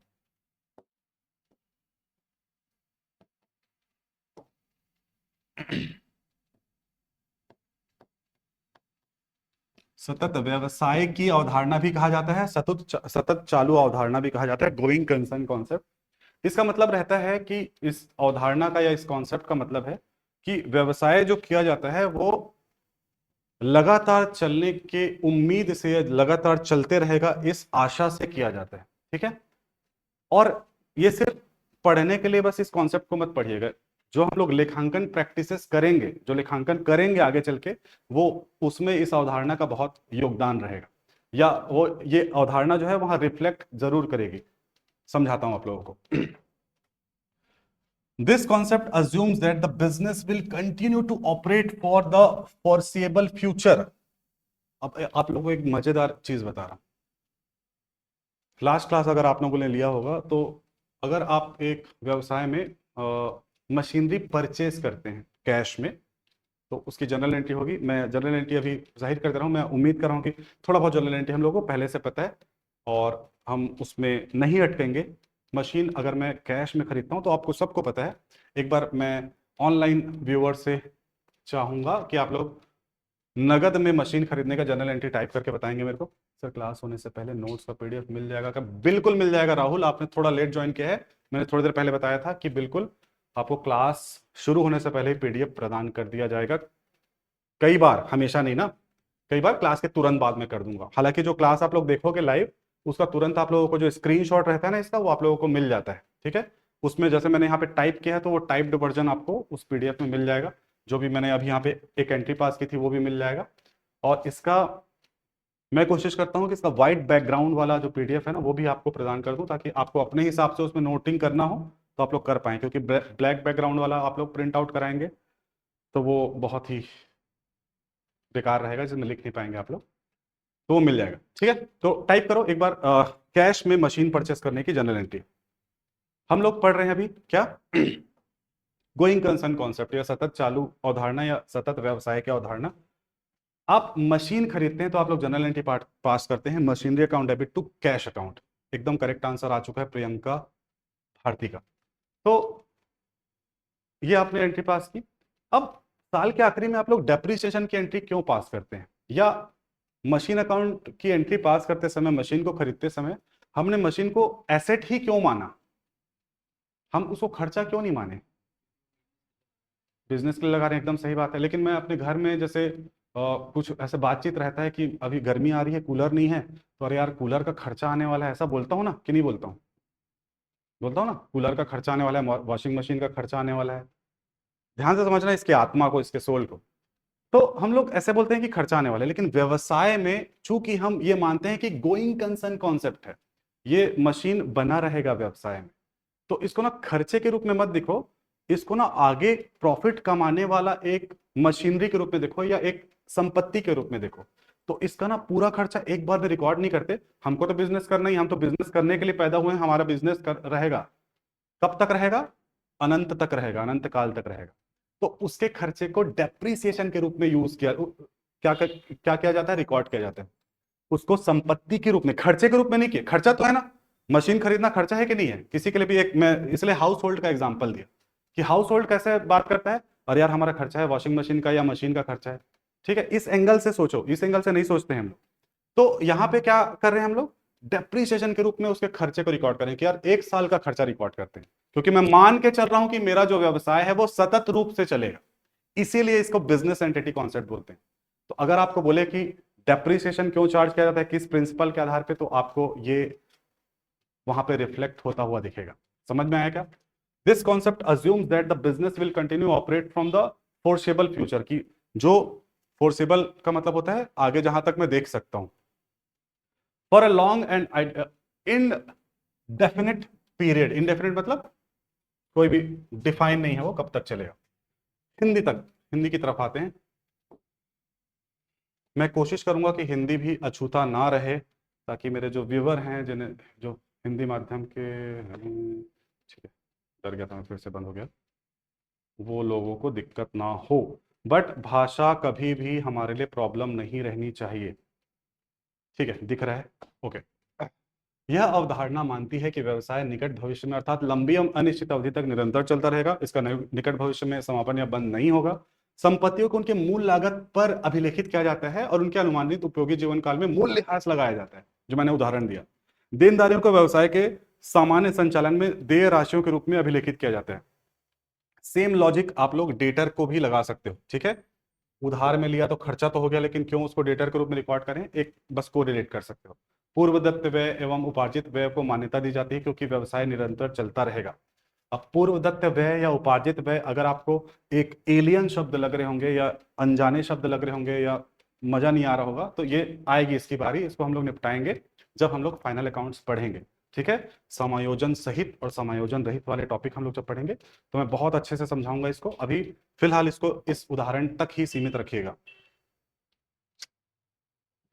थोड़ा सा इस बोर्ड का मैकेनिज्म भी मेरे को एक दो दिन में समझ में आ जाएगा, तो आप लोग मेरे साथ थोड़ा सब्र के साथ रहेंगे। थोड़ा सा ऐसा नहीं कि मैंने डिजिटल बोर्ड पे नहीं पढ़ाया है, बट आज ये थोड़ा बावरा व्यवहार कर रहा है। एक व्यवसाय 8 लाख की डिलीवरी वैन खरीदता है, सतत चालू अवधारणा के अंतर्गत वह को उसके उपयोगी जीवन पर मूल्यह्रास घटाकर लगाता है, न कि उसके तत्काल पुनर्विक्रय या उसको एक्सपेंस के रूप में दिखाता है, एटसेट्रा, ठीक है। तो उदाहरण पर बहुत ज्यादा सीरियस मत होइएगा, वो आपको समझाने के उद्देश्य से दिए गए हैं। जो मैं आप लोगों को बता रहा हूं उसको, इसलिए मैंने कहा है कि हमेशा एक कॉपी आपके हाथ में रहनी चाहिए, चाहे आप लोग ऑफलाइन अटेंड करें चाहे आप लोग ऑनलाइन अटेंड करें। मिक्सर मशीन लिए हैं तो कमा कर देगा, बिल्कुल। मिक्सर मशीन लिए हैं इसलिए हम उसको संपत्ति मानते हैं। ठीक है बेटा, बिल्कुल कमा के देगा वो, इसलिए ठीक है।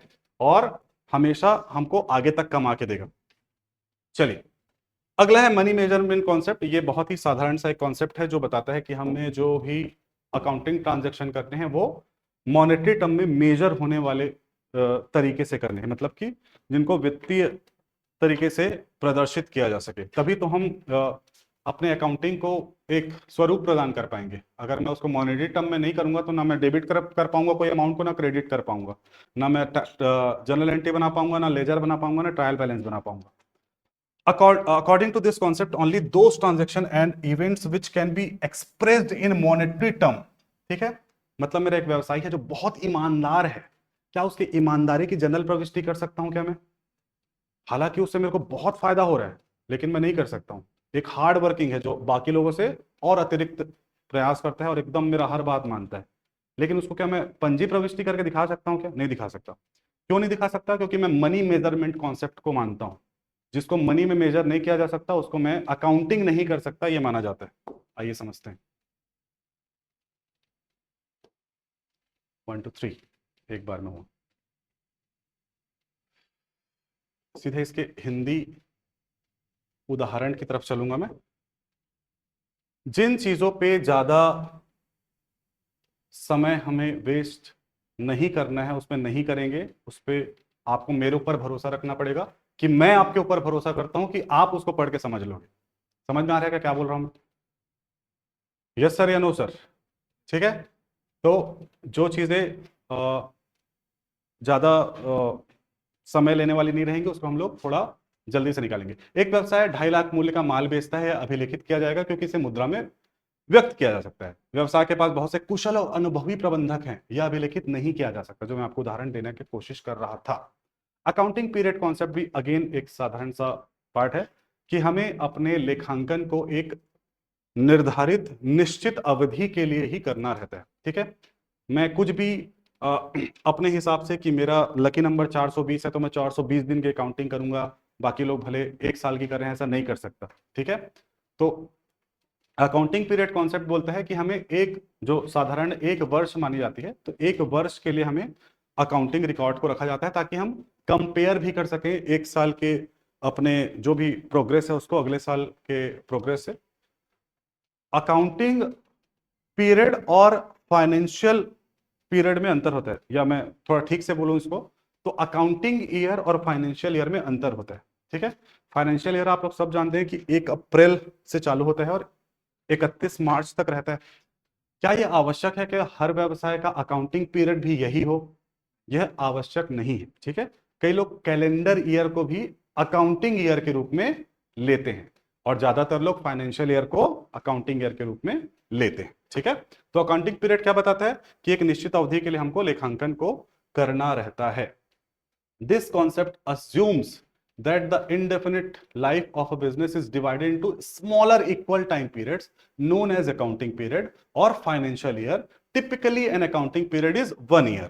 ठीक है, तो बहुत सीमित यहां पर आप लोगों को कुछ कॉन्सेप्ट लगाने की जरूरत नहीं है कि भैया हम गोइंग कंसर्न तो मान रहे हैं कि असीमित तक हमारा व्यवसाय चलेगा, लेकिन उसके लेखांकन को भी हम लोग छोटे छोटे पीरियड में छोटे छोटे टुकड़ों में उसको दर्शाते हैं, जिन्हें अकाउंटिंग ईयर या फिर फाइनेंशियल ईयर कहा जाता है, जो टिपिकली या सामान्य तौर पर 12 महीने या 1 साल का रहता है। ठीक है, चलिए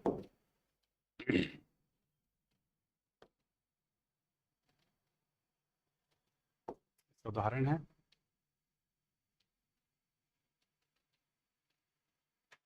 इसके बाद आता है एक्रुअल कॉन्सेप्ट है उपार्जन अवधारणा। आईएमपी मार्क करेंगे इसको।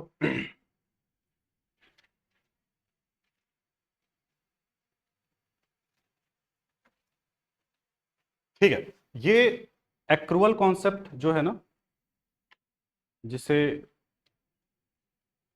मैंने आईएमपी मार्क करा है, उपार्जन अवधारणा इसको कहते हैं। ये ही आधार है हमारे लेखांकन का, जो हम जिस शैली का लेखांकन भारत में करते हैं ना, उसका ये आधार है। ठीक है, इसी आधार को आईसीआई जो institute of chartered accountant of India है, जो हमारे लिए लेखांकन मानक बनाती है, ठीक है, और उसी का पालन सारे व्यवसायी करते हैं या ऑल ओवर इंडिया में किया जाता है। वो इसी अवधारणा को ध्यान में रख के अपने सारे नियम और कानून बनाती है। क्या बोलता है ये? The accrual concept states that revenues and expenses are recognized when, recognized का मतलब होता है recorded, when they are earned or incurred, regardless of when cash is actually received or paid। ठीक है, तो हम लोग आय को या व्यय को भुगतान करते हैं या प्राप्त होता है उस आधार पे रिकॉर्ड नहीं करते या पंजी उसकी नहीं करते। हम लोग भले ही वो नकदी रूप में भुगतान ना किया गया हो या फिर नकदी रूप में प्राप्त ना हुआ हो, लेकिन उसको हम या तो अर्न कर लिए हैं या वो पेबल हो गया है, वो देय हो गया है, या तो उसे कमा लिया गया है या वो देय हो गया है, उस आधार पे रिकॉर्ड करते हैं। उसे ही एक्रुअल कॉन्सेप्ट या उपार्जन अवधारणा, और इसे ही एक और फेमस नाम से जाना जाता है मर्केंडाइल सिस्टम ऑफ अकाउंटिंग। ये लिख लेंगे आप लोग, ठीक है, कई बार अंग्रेजी में। जी बिल्कुल। दो प्रकार के लेखांकन किए जा सकते हैं, एक पूर्णतः कैश आधारित या पूर्णतः एक्रूवल आधारित। ठीक है, जो दूसरा है कैश और एक्रूवल। ठीक है, कैश आधारित अकाउंटिंग क्या होता है? जब आप किसी चीज का भुगतान कर दोगे ना तभी उसको खर्चा मानोगे, समझ गए? या जब किसी चीज को प्राप्त कर लोगे तभी उसको आय मानोगे। जैसे आपने विक्रय किया, आप अगर कंप्यूटर के एक व्यापारी हैं, ठीक है, आपने कंप्यूटर बेचा, वो कंप्यूटर उठाया अपने घर ले गया, आपको पैसा नहीं दिया, और आप ना रोकड़ आधारित अकाउंटिंग करते हैं, रोकड़ आधारित लेखांकन करते हैं, तो आप तब तक उसको विक्रय के रूप में अपने पुस्तकों में नहीं लिखेंगे जब तक वो आपको नगद नहीं दे देगा। इसको क्या बोलते हैं? रोकड़ आधारित, जो कि हमारे यहां नहीं फॉलो किया जाता। ठीक है, बहुतायत में फॉलो नहीं किया जाता। ठीक है, हमारे यहाँ क्या फॉलो किया जाता है? अगर आपने उसे माल बेच दिया है, वो उधार में ही क्यों ना है, आपके पास नगद नहीं आए हैं, लेकिन आप सेल्स की एंट्री कर देंगे, आप विक्रय को प्रविष्टि दे देंगे। ऐसे ही करते हैं ना हम लोग, क्या एंट्री पास करते हैं? देनदार खाता डेबिट टू विक्रय खाता। ठीक है, debtor account debit to sales account अपन कर देते हैं। तो वो किस आधार पे करते हैं? वो एक्रुअल कॉन्सेप्ट के आधार पे ही करते हैं। वैसे ही अगर आपके मार्च महीने का, मार्च महीना मतलब मैं फाइनेंशियल ईयर के कौन से मंथ में खड़ा हूं? अंतिम मंथ में खड़ा हूं, बिल्कुल लास्ट मंथ में खड़ा हूं, और वहां पे मेरा टेलीफोन का बिल आया है 10,000 रुपए। ठीक है, और मेरी स्थिति नहीं है कि मैं उस 10,000 के बिल को पे कर सकूं। ठीक है, लेकिन वो तो है मार्च महीने का बिल, मैं पे नहीं कर पा रहा हूं उसको, मेरा अप्रैल में पे करने का इरादा है उसको। तो क्या मैं जब पे करूंगा तभी उसको रिकॉर्ड करूंगा क्या? नहीं, चूंकि वो इसी फाइनेंशियल ईयर में या इसी अकाउंटिंग ईयर में मेरे लग चुका है, तो मुझे उसे मार्च में ही रिकॉर्ड करना पड़ेगा। कोई बता सकता है क्या उसकी जनरल प्रविष्टि क्या होगी?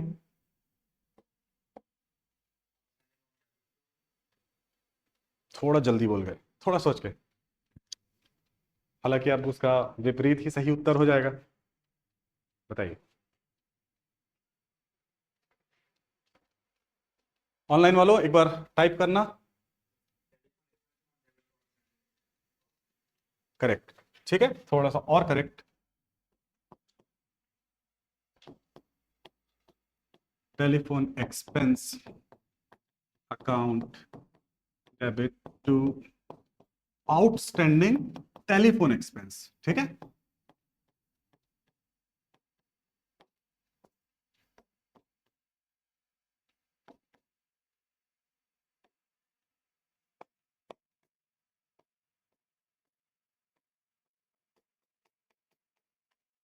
मैं ये वाली एंट्री अपने मार्च मंथ के आखिरी में पास कर दूंगा। इससे क्या क्या हो जा रहा है? इसीलिए अकाउंटिंग बहुत खूबसूरत है। देखो इससे क्या क्या चीज हो जा रहा है। एक खर्चा डेबिट हो गया, खर्चा डेबिट हो गया मतलब आपके बुक्स ऑफ अकाउंट्स में एक खर्चा रिकॉर्ड हो गया, समझ रहे हो? ठीक है, क्या मैंने नगद में भुगतान किया है क्या? लेकिन लेखांकन करना आवश्यक है क्योंकि मैं accrual system of accounting follow करता हूं, मैं उपार्जन आधारित लेखांकन करता हूं। ठीक है, मैं रोकड़ आधारित लेखांकन नहीं करता हूं। ये क्या हुआ बताओ तो? ये तो खर्चा रिकॉर्ड हुआ, इससे क्या हुआ? अगर मेरी लास्ट क्लास देखेंगे तो अकाउंटिंग 4 स्तंभों पे टिका हुआ है: इनकम, एक्सपेंस, एसेट, लायबिलिटी। ये क्या हुआ, एक लाइबिलिटी क्रिएट हुआ, एक मेरे को एक देयता आ गई, या देवता नहीं आ गई, देयता आ गई, कि मुझे एक लाइबिलिटी क्रिएट हो गया, एक दायित्व तो मेरे सामने आ गया कि आउटस्टैंडिंग टेलीफोन एक्सपेंस अकाउंट। एक और जहां ये प्रॉफिट एंड लॉस अकाउंट में जाके मेरे प्रॉफिट को प्रभावित करेगा, मतलब एक एक्सपेंस के रूप में दिखाई देगा, यहां पे आया मतलब प्रॉफिट एंड लॉस के डेबिट में जाएगा, और वहीं ये कहां जाएगा, बैलेंस शीट के लायबिलिटी साइड में जाएगा और एक दायित्व को प्रकट करेगा। ठीक है, तो ये कहां से आ रहा है बच्चों, ये आ रहा है आपके इसी एक्रूअल कॉन्सेप्ट के आधार पे, इसलिए इसको आईएमपी मार्क किया गया है, और इसी पे हमारा पूरा लेखांकन आधारित है। जो इसको समझ लेता है वो पूरा अकाउंटिंग समझ लेता है। ठीक है, तो ये बहुत इंपॉर्टेंट है। Revenue is recorded when the sale is made. ठीक है, मेड, सेल कर दिया गया, रिकॉर्ड कर लो, पैसा आया नहीं आया छोड़ दो।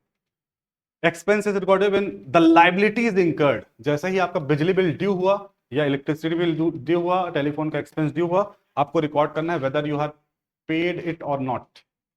ठीक है क्या, उदाहरण आप लोग स्वयं पढ़ेंगे।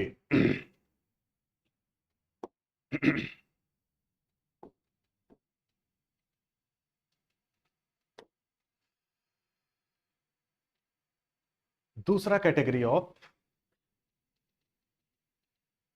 सिद्धांत, प्रिंसिपल, कन्वेंशन, दूसरा आता है principal.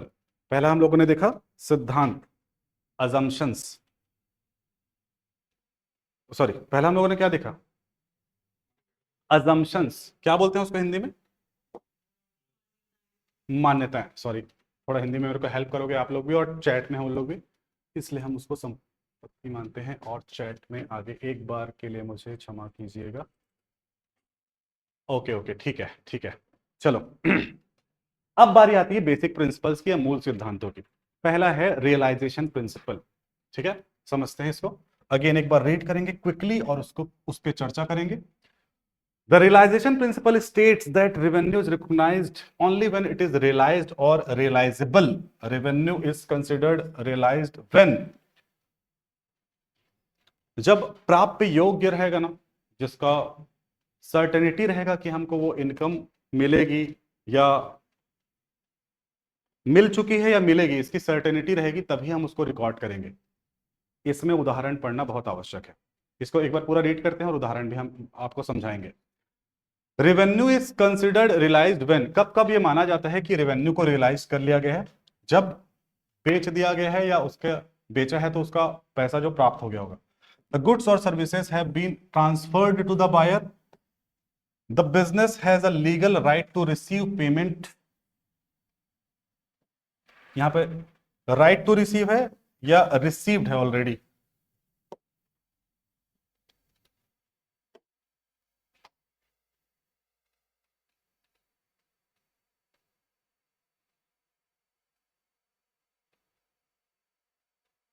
Revenue is not recognised at the time of order. यहां पे ध्यान से समझिएगा, जब सर्टेनिटी आ जाए, सर्टेनिटी या निश्चितता आ जाए कि आपके हाथ में पैसा आ गया है या सामने वाले ने देने का प्रॉमिस कर दिया है। ठीक है, जो पिछला वाला हमारा उदाहरण था, जो टेलीफोन बिल जिसको मिलने वाला है उसके पक्ष से सोचिए, हम तो उस समय लाइबिलिटी के पक्ष से सोचे और खर्चे के पक्ष से सोचे। जो टेलीफोन एजेंसी है उसके लिए उसने बिल रेस कर दिया। ठीक है, और ये प्रचलन चले आ रहा था कि जब भी ऐसे आउटस्टैंडिंग बिल आता है मैं हमेशा पे करता हूँ ये उनके, और कहीं ना कहीं जब टेलीफोन एक्सपेंस की मैं बात करता हूँ, तो जब मैं सब्सक्राइब करता हूँ किसी टेलीफोन एजेंसी के लिए या सिम लेता हूँ या कुछ, तो उसमें जाहिर सी बात है वो लिखित रहता है या निहित रहता है कि मैं पे करूंगा ही, है ना, आउटस्टैंडिंग चीजों का। ये वाला जो प्रिंसिपल है, जहां पे आप लोग रियलाइजेशन प्रिंसिपल को देख रहे हो या इसको प्राप्ति का सिद्धांत बोल रहे हो, यहां पे एकदम आपको क्लैरिफाई किया जा रहा है कि केवल ना एक अनौपचारिक तरीके से किसी बिजनेस ट्रांजैक्शन आपके सामने आता है तो उसको आप तब तक रिकॉर्ड नहीं कर सकते जब तक उसमें निश्चितता नहीं आ जाती। इसका सबसे बेहतरीन एग्जांपल है कि केवल ना ऑर्डर रिसीव होने पर, ठीक है, आप विक्रय को अपने पुस्तकों में नहीं लिख सकते सेल्स के रूप में। केवल ऑर्डर का मिल जाना आप कभी भी रिकॉर्ड नहीं करोगे। तो ये अगर आप लोग किसी व्यवसाय से जुड़े होगे, अकाउंटिंग के फील्ड में होगे या बिजनेस में कहीं काम करते होगे या कुछ करते होगे, तो आप लोग पाओगे कि ऑर्डर मिलना एक अलग से उसको रिकॉर्ड किया जाता है जब तक वो एक फॉर्मल तरीके से सेल्स का रूप ना ले ले। ठीक है, तो इसी को ना यहाँ पे बस स्पेसिफाई किया जा रहा है, बहुत एक खास प्रिंसिपल या बहुत खास अकाउंटिंग का कॉन्सेप्ट नहीं है, बस ये क्या आपको बता रहा है कि जब तक उसमें निश्चितता नहीं आ जाएगी। निश्चितता कब आएगी? एक तो पहले आपको पैसा रिसीव हो गया, ठीक है, या आपने माल डिलीवर्ड कर दिया उसके पास, तो एक दायित्व क्रिएट हो गया उसको पैसा देने का, तब तक आपको उसको अपने बुक्स ऑफ अकाउंट्स में रिकॉर्ड नहीं करना है। ठीक है, तो ये रियलाइजेशन प्रिंसिपल आपको बताता है कि निश्चितता, इसमें जो सर्टेनिटी वर्ड है ना, उसको आप लोगों को ध्यान में रखना है। इट रिलाइज और रिलायबल।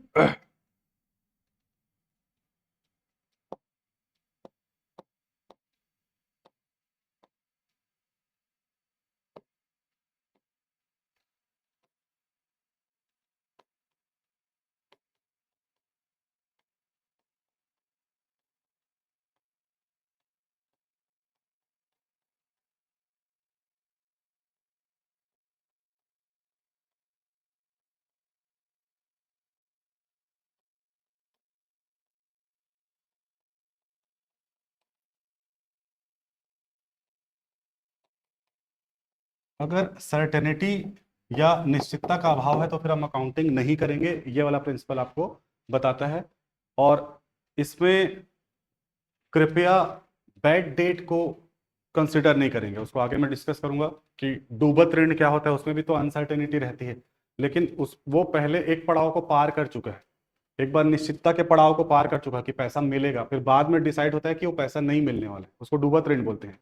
तो अगर वो थोड़ा सा डाउट आ रहा होगा तो उसको साइड में रखेंगे। ठीक है, यहाँ पे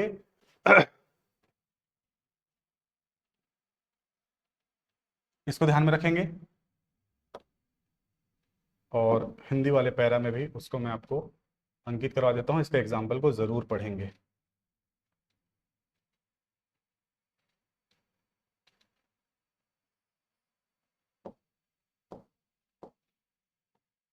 क्या जैसे ही आप लोग माल को प्रोड्यूस करते हो उसका सेल्स का एंट्री रिकॉर्ड कर लेते हो क्या?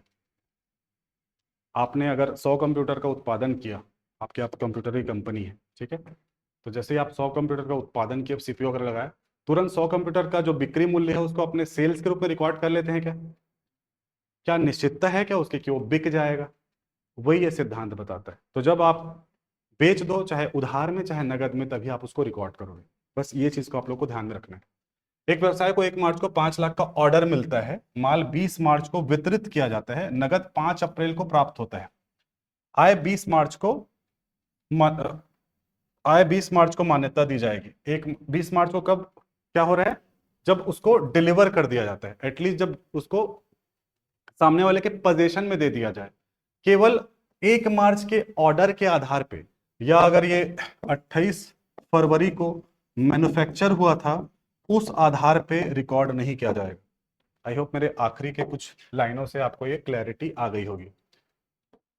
अगला, मैचिंग प्रिंसिपल, मिलान का सिद्धांत।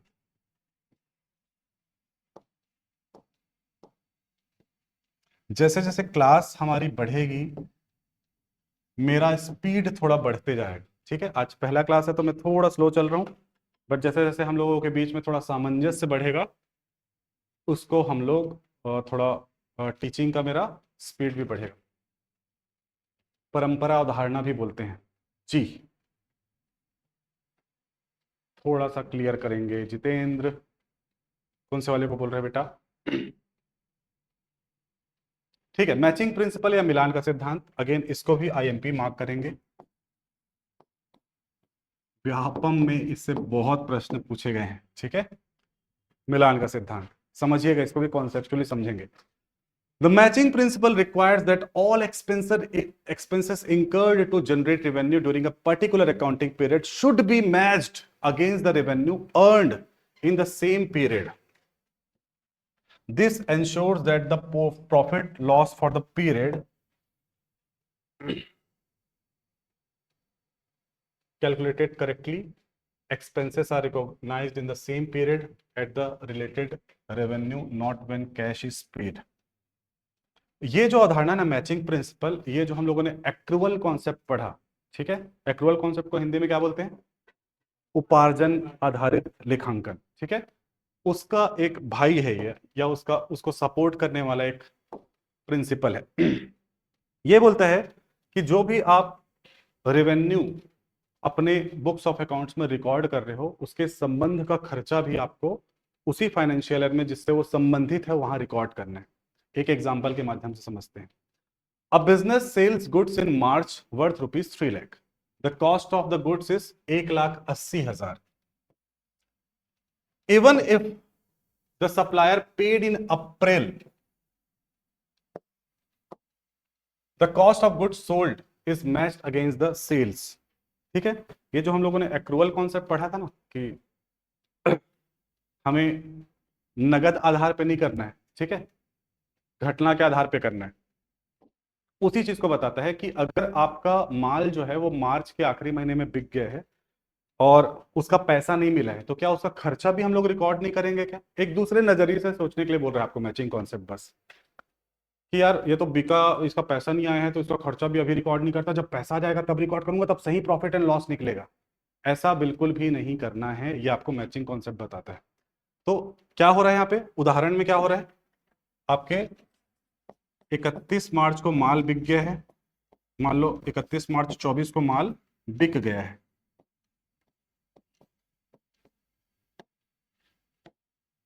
और अप्रैल में पैसा आएगा, आने वाले अप्रैल में पैसा आएगा। तो क्या पैसा आएगा तभी मैं इस जो 3 लाख का माल मेरा बिका है, जो मैंने 1,80,000 में खरीदा था, उसको क्या मैं अप्रैल में ही रिकॉर्ड करूंगा तो ज्यादा अच्छा रहेगा क्या, ताकि प्रॉफिट एंड लॉस मेरा सही निकले? नहीं, गलत रहेगा। मैचिंग प्रिंसिपल, इसलिए मैंने बताया कि मैचिंग प्रिंसिपल आपके एक्रूअल जो कॉन्सेप्ट है, उपार्जन आधारित लेखांकन है, उसको सपोर्ट करता है। ठीक है, ताकि हम मैच करा सकें कि जो आप लोगों ने रेवेन्यू उपार्जन आधारित अवधारणा के अंतर्गत रिकॉर्ड किया है, उसका खर्चा जो है वो भी उसी वर्ष में उसका लेखांकन कर दिया जाए जिस वर्ष से वो रेवेन्यू आपकी संबंधित है। मैं बार बार रेवेन्यू वर्ड का यूज कर रहा हूं, तो मैं एक बार ये क्लैरिफाई कर दूं कि कई सारे जो छात्र हैं वो रेवेन्यू वर्ड और प्रॉफिट वर्ड को एक समझते हैं। रेवेन्यू आगम या प्रॉफिट लाभ दोनों अलग अलग चीजें होती हैं। ठीक है, रेवेन्यू का मतलब प्रॉफिट नहीं होता, या आगम का मतलब लाभ नहीं होता। ठीक है, रेवेन्यू क्या होता है? सेल्स हो गया किसी व्यवसायी के लिए जो गुड्स में डील करता है, फीस हो गया किसी ऐसे व्यक्ति के लिए जो प्रोफेशन है जिसका, या सर्विसेज में जो डील करता है। ठीक है, और प्रॉफिट किसको बोलते हैं? जब सेल्स में आप खर्चों को माइनस कर देते हो, उसके बाद प्राप्त होने वाली चीज को आप लाभ या फिर हानि जो भी बोलते हो। ठीक है, तो ये चीज को थोड़ा ध्यान रखिएगा, जब भी मैं रेवेन्यू बोलता हूं तो किस चीज की तरफ आपको बताना चाह रहा हूं। दूसरा उदाहरण, commission of 20,000 is earned in March but will be paid in April, the commission expense is recorded in March. ठीक है, depreciation on a machine used throughout the year even though no cash is paid, depreciation is matched against the revenue generated using the machine in that year। जो depreciation है, ठीक है, क्या बोला जा रहा है? हमने जिस वर्ष उपयोग किया है उस मशीनरी का, उसी वर्ष उस डेप्रिसिएशन को भी रिकॉर्ड किया जाता है। तो ना सिर्फ ये आपके बिजनेस एंटिटी कॉन्सेप्ट के तहत हो रहा है, बल्कि मैचिंग कॉन्सेप्ट भी में भी इसका हाथ है। ठीक है, मैचिंग कॉन्सेप्ट भी उसको एक प्रकार से सपोर्ट कर रहा है उस चीज को, कि भैया मशीन आप जिस वर्ष यूज किए हो तो उसके संबंधित खर्चा, खरास का जो खर्चा है उसको उसी वर्ष रिकॉर्ड आपको करना पड़ेगा। ठीक है, तो ये ध्यान रखेंगे। हिंदी में उसी चीज को दिया गया है बच्चों। ये वाला जो कॉन्सेप्ट है वो बहुत ही बेसिक और फंडामेंट सिंपल सा है, पूर्ण फुल डिस्क्लोजर प्रिंसिपल या पूर्ण प्रकटीकरण का सिद्धांत।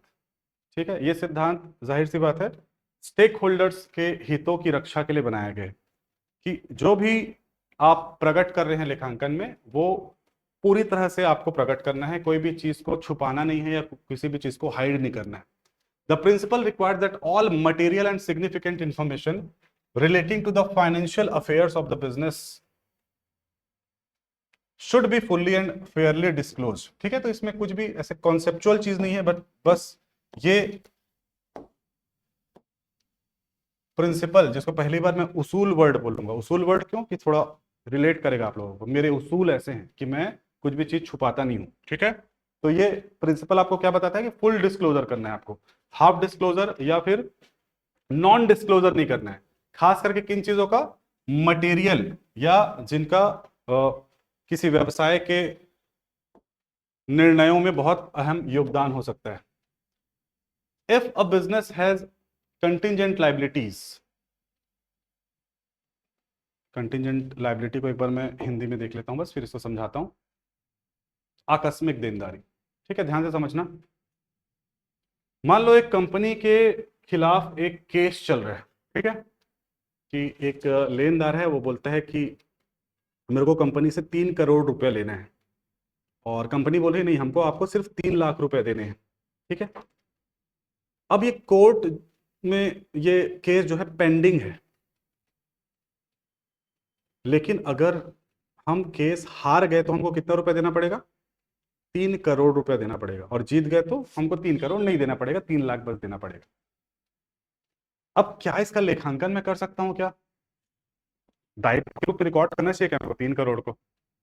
नहीं करना चाहिए। क्यों? क्योंकि अभी वो कोर्ट में लंबित है, क्योंकि वो फैसला नहीं आया है। हो सकता है मैं जीत जाऊं, हो सकता है मैं हार जाऊं, लेकिन ये आकस्मिक देयता को तो ला सकता है। एक आकस्मिक चीज आ सकती है मेरे सामने कि मुझे 3 करोड़ रुपया देना पड़ेगा। क्या इसका व्यवसाय में मेरे बहुत विपरीत प्रभाव पड़ सकता है क्या? बिल्कुल पड़ सकता है। मेरे शेयर होल्डर पे पड़ सकता है, मेरे बाकी देनदारों पे पड़ सकता है, मेरे पूंजीपतियों पे पड़ सकता है, कैपिटल जिन लोगों ने लगाया है उसके ऊपर पड़ सकता है, ठीक है। तो ये एक मटेरियल चीज है, ये एक बड़ी चीज है जिसको जाहिर करना है। लेकिन अगेन फिर से वही मामला फंस जाता है, इसको मैं दायित्व के रूप में तो रिकॉर्ड नहीं कर सकता, क्योंकि ये आकस्मिक है या फिर कंफर्म नहीं है, फिक्स नहीं है। तो हमें प्रगटीकरण के सिद्धांत के अनुसार या फुल डिस्क्लोजर प्रिंसिपल के अनुसार उसे जाहिर करना रहता है बैलेंस शीट के नीचे एक फुट नोट के रूप में। आप लोगों ने सुना होगा फुट नोट शब्द, ठीक है। इसे हिंदी में क्या बोलते हैं, थोड़ा मुझे चैट में बताएंगे। फुट नोट का कुछ कूट बोलते हैं उसे, ठीक है। तो आप कोई भी बैलेंस शीट ना, जैसे आप गूगल में जाके किसी बैलेंस शीट को सर्च करना, किसी कंपनी का फेमस का, तो बैलेंस शीट के नीचे आपको ना कुछ लाइंस दिखाई देंगे जहां पे ऐसे ही प्रकार के अनिश्चित देयताओं के बारे में बताया जाता है। यहाँ तक कि कई सारे ये पॉजिटिव भी हो सकता है, ठीक है, कि आपको रिसीव होने वाला है किसी पर्टिकुलर चीज का पैसा, लेकिन कंफर्म नहीं है रिसीव होगा या नहीं होगा। तो उसको जाहिर करना का जो मजबूरी किसी व्यवसाय के सामने आता है, वो इसी सिद्धांत के कारण आता है, जिसको हम लोग फुल डिस्क्लोजर प्रिंसिपल बोलते हैं। तो यहाँ पे कंटिजेंट लायबिलिटी शब्द को अच्छे से करेंगे, और जो भी फुट नोट का कॉन्सेप्ट आ रहा है, फुट नोट में बताने के जो रिक्वायरमेंट आ रहा है, वो इसी सिद्धांत के कारण आ रहा है, ठीक है। कि आप लोग बैलेंस शीट में तो नहीं दर्शा सकते क्योंकि लायबिलिटी नहीं है वो, बट एक लाइन लिख के बताओगे कि हमारे ऊपर केस चल रहा है और 3 करोड़ का देना पड़ेगा हमको अगर केस हार गए तो, ये आप फुल डिस्क्लोजर करोगे, ठीक है। तो ये एक सिद्धांत आपको ध्यान में रखना है। आकस्मिक देनदारी एक संभावित भविष्य घटना परिणाम निर्भर, जैसे मुकदमा, तो इसका खुलासा चिट्ठे की टिप्पणी में किया जाता है। यहाँ पे फुट नोट को चिट्ठे की टिप्पणी करके अनुवादित किया गया है, बट इसका एक ना कुछ तो कूट करके एक शब्द रहता है जो मुझे ध्यान नहीं आ रहा है। लेखांकन नीतियों में परिवर्तन, जैसे मूल्यह्रास की विधि सीधा रेखा से घटती है तो खुलासा किया जाना चाहिए। अब जैसे कोई पर्टिकुलर प्रिंसिपल में आपने चेंज किया कि मूल्यह्रास को, जो दो फेमस विधियां हैं, एक स्ट्रेट लाइन मेथड और एक डिमिनिशिंग वैल्यू मेथड या घटती किस्त पद्धति जिसको हिंदी में बोलते हैं, तो कई सारे व्यवसायों में ना केवल इस विधि में चेंज करना भी एक बड़ा डिसीजन रहता है किसी व्यवसाय के लिए, क्योंकि इसके खर्चों को वो कम या ज्यादा कर सकता है, ठीक है। तो ये जाहिर सी बात है, इसको लेखांकन में कैसे दर्शाओगे? चलो दिख तो गया कि एक जो भी जो आपके बैलेंस शीट को देख रहा है या प्रॉफिट एंड लॉस अकाउंट को देख रहा है, उसको मूल्यह्रास दिखेगा और संपत्ति में मूल्यह्रास घटा हुआ दिखेगा, लेकिन उसमें मेथड लिखा रहता है क्या बैलेंस शीट में, कौन से मेथड से वो निकला है? नहीं देख पाएगा ना वो, जब तक आप उसको आपके फुट नोट में या चिट्ठे की टिप्पणी के रूप में दर्ज नहीं करोगे, ठीक है। तो वो कौन सा सिद्धांत आपको मजबूर करता है? करेक्ट। डुअलिटी प्रिंसिपल हमको बताता है कि प्रत्येक डेबिट का एक क्रेडिट होता है, ठीक है, और वहीं से आपके लेखांकन समीकरण का अस्तित्व सामने आता है। The duality principal states that every transaction has to aspect, receiving aspect and giving aspect. For every debit, ये वाला लाइन को आप लोग हमेशा रखेंगे याद, जो कि याद है आप लोगों को, प्रत्येक डेबिट के लिए, प्रत्येक विकलन के लिए एक समाकलन होता है, ठीक है। और यहीं से ये आपके अकाउंटिंग इक्वेशन का जन्म भी होता है। Asset is equal to liability plus owner equity. कहां से आता है सर ये? सर कहां से आता है सर ये? Balance sheet, asset, liability, asset asset asset asset asset, liability side में कैपिटल और लायबिलिटी। और दोनों पक्ष बैलेंस शीट के क्या होते हैं? हमेशा बराबर होते हैं, ठीक है। तो ये दो, इतना ही है बैलेंस शीट, इतना ही होता है और कुछ नहीं होता इसके अलावा। इसको खोलेंगे हम लोग बाद में, बट इधर एसेट लिखा जाते हैं और इधर कैपिटल और लायबिलिटी। अब लायबिलिटी में outside liability, inside liability, long term, short term, current, long term, वो सब नॉन करेंट, वो सब देखेंगे हम लोग। मूलभूत से ये आपका अकाउंटिंग रेशियो है। इसको और कैसे ट्विस्ट एंड टर्न किया जाता है वो आगे के चैप्टर्स में हम लोग पढ़ेंगे। टाइम क्या हो रहा है अभी? है हमारे पास काफी समय। ठीक है, ये ट्रांजैक्शन आप लोग देख लेना, इसको देखने की आवश्यकता नहीं है। जो मैंने आप लोग को जनरल एंट्री करवाई थी, कैपिटल वाला जो हम लोगों ने किया था, वो भी इस चीज की पुष्टि करता है, जहां पे कैश, मशीन और बिल्डिंग एक एसेट क्रिएट करे थे और कैपिटल एक लायबिलिटी को क्रिएट करा था, ठीक है। एक एग्जांपल देख लेते हैं। ट्रांजैक्शन नंबर 2 क्या बोल रहा है? Purchase machinery of ₹2 lakh in cash. तो मशीन इंक्रीज होता है तो उसको वट एवर, इसको पढ़ लेंगे। हालांकि ये मैं इसलिए भी ज्यादा इसमें ध्यान नहीं दे रहा हूं, अभी हम लोग जनरल एंट्री का टॉपिक पढ़ेंगे तो ये सब अपने आप सामने आने वाला है, ठीक है। बट इसको चूंकि आज की क्लास में डिस्कस किया हूं तो जरूर एक बार गो थ्रू करेंगे। चलिए, हम लोग अभी 50 पृष्ठ पे हैं। 116 पृष्ठ का मेरा पीपीटी है आज का। क्या आप लोगों में वो पेशेंस है बैठने का? नहीं सर। टेंशन मतलब नहीं है उतना। बाकी एमसीक्यूज हैं पूरे, तो मैं एमसीक्यूज पूरे नहीं कर पाऊंगा। कुछ और बचा है, उसको हम लोग करेंगे। बस मैं टेस्ट कर रहा था। चलिए, ठीक है। डुअलिटी में ज्यादा टाइम देने की आवश्यकता नहीं है। एसेट और लायबिलिटी बराबर होते हैं क्योंकि बैलेंस शीट का टोटल हमेशा सेम आता है, क्योंकि every debit has a credit, ठीक है।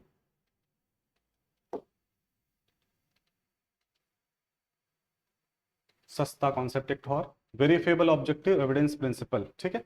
इसका एक सिंपल सा वो है बच्चों कि कोई भी आप ना, देखो, बताओ लेखांकन में सबसे आवश्यक चीज क्या होती है? लेखांकन करते हैं जब हम लोग, पहला चरण क्या है उसका बताओ?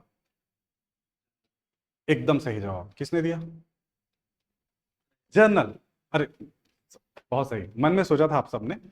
जर्नल मेन चीज है यार, है ना। आप लोग को मैं बता दूं, चाहे आप 11वीं कक्षा के छात्र हो या सीए फाइनल के छात्र हो, ठीक है। सीए को हम लोग बोलते हैं कि क्या बोलना चाहिए, अकाउंटिंग या फिर कॉमर्स के, उसमें अपन लोग उसको थोड़े उच्च श्रेणी में रखते हैं बिना किसी दो राय के, है ना।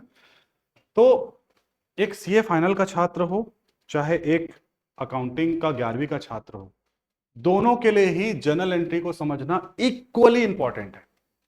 और वहीं तक सीमित नहीं है। एक काम करने वाला अकाउंटेंट हो, चाहे अकाउंट्स मैनेजर हो, अकाउंट सुपरवाइजर हो या फाइनेंस मैनेजर हो, सबके लिए जर्नल एंट्री उतना ही आवश्यक है। मैं आपको बता दूं, कॉमर्स में पढ़ने वाला हर टॉपिक, ऑलमोस्ट 95%, 97% टॉपिक जो है वो व्यवहारिक दुनिया में यूज किए जाते हैं, प्रैक्टिकल लाइफ में यूज होते हैं, ठीक है। ऐसा कोई भी चीज आप लोग नहीं पढ़ोगे जो यूज नहीं होता है, ठीक है। आप लोग इसके बाद शिक्षक के पोस्ट में लकीली लग जाओ आप लोग, मैं प्रार्थना करता हूं, तो आप लोग पाओगे कि ये सब आप लोग यूज करोगे या उसको उपयोग करके आप लोग अपना काम करोगे, ठीक है। तो मेन चीज होता है जर्नल एंट्री। तो जर्नल एंट्री ना हवेबाजी में नहीं किया जाता, उसके लिए आधार होना चाहिए, एक एविडेंस होना चाहिए, ठीक है, जिसको ऑडिट की दुनिया में कहा जाता है,